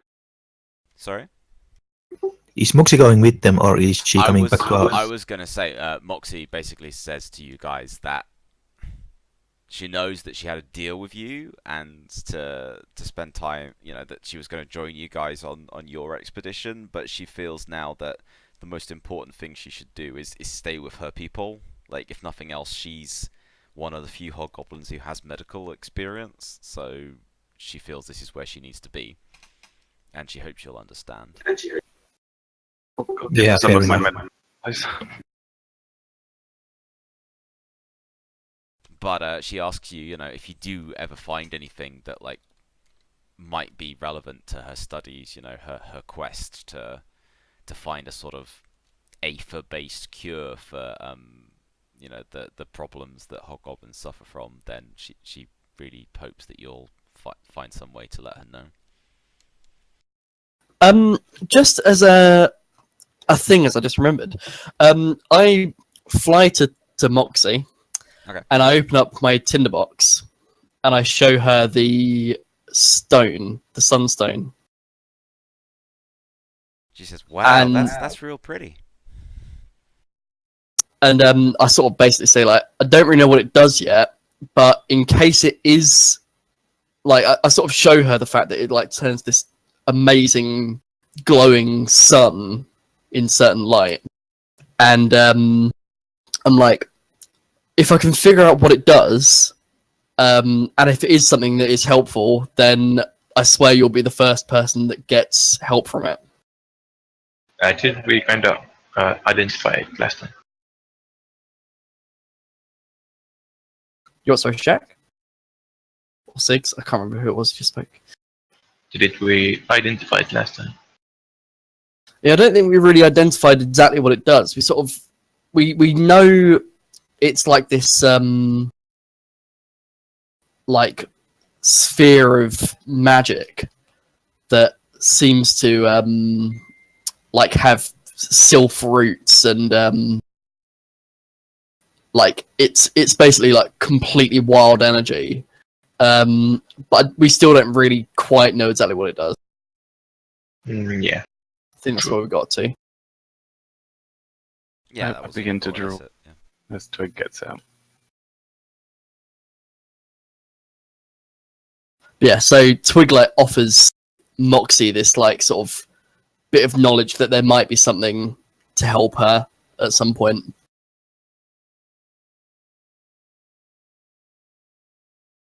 Okay, she's really grateful for that, and you know, she appreciates everything you guys have done.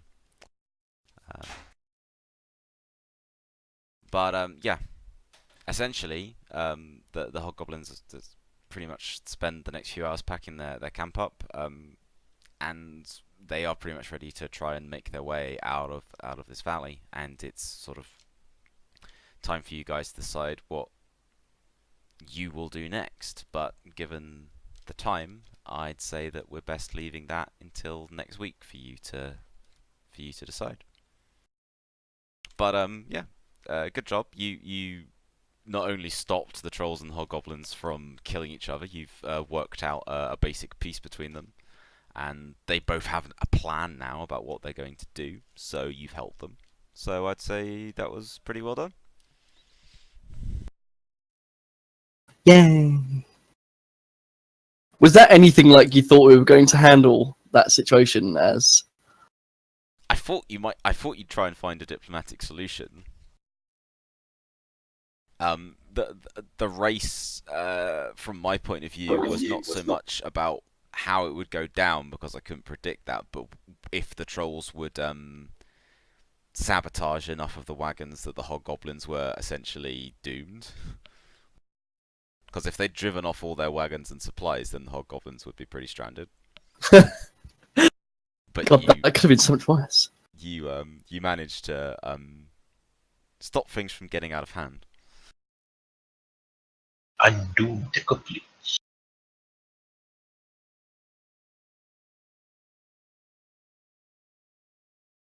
I will never get a more perfect roll. Well, you might get the exact same perfect roll. You probably can't get more perfect than that. I can, like, if I do it with like a like, if it's an intelligence test or a wisdom test, it'll be higher because I have 5 and 4 in wisdom and intelligence. Well, that was an interesting night. Did that dragon's eye dissolve, Wolfie, or is it still in my stomach? No, you've absorbed its power, so it's dissolved. Okay. Turns Do I have out to? eating it wasn't such a terrible thing to do after all. Oh, damn it. Yay! Did you say damn it? Mm, I just told you that the crazy thing you did wasn't necessarily suicidal. I had so many other ideas that I wanted to try. But you What- have that wild spark of magic that was in it is now inside you, so you still Okay, have something. that's fine. It's not like it's buggered off. No, I get that. I wanted to try replacing my actual eye with it though as well. You have some weird body shock kind of attitudes to problem solving. We can find you another shiny rock to stuff in your head. Don't worry. Okay, yeah, let's find another dragon's eye. I didn't say that. Good. I'm surprised you didn't look in that skull for a dragon's eye. That's what I was doing. I did. That's Did just look at- accidentally like went supernova. I'm just surprised you didn't eat part of the bone. Oh, I don't know where the Hive Queen is anymore, guys. She's disowned me. No. That's not good. Yeah, I feel like I may have lost our own one bargaining chip there, but who knows? But you also gained power. Dragon powers. I'm dragonborn. Power is everything. Power is all that matters. Unlimited power. And I can actually cast unlimited lightning bolts, so totally legit. No, you are basically, you wanted to be Godzilla, but you are actually now Palpatine. I'm Lizard Palpatine. It's a step forward. Okay, so I'm gonna head off, guys. But thanks very much tonight. And, Right, Yeah, cheers. cheers. Bye. Yeah, thanks for the night. Yay. you know, Bye, Wolfie. bye. Good night, Wolfie, and the rest.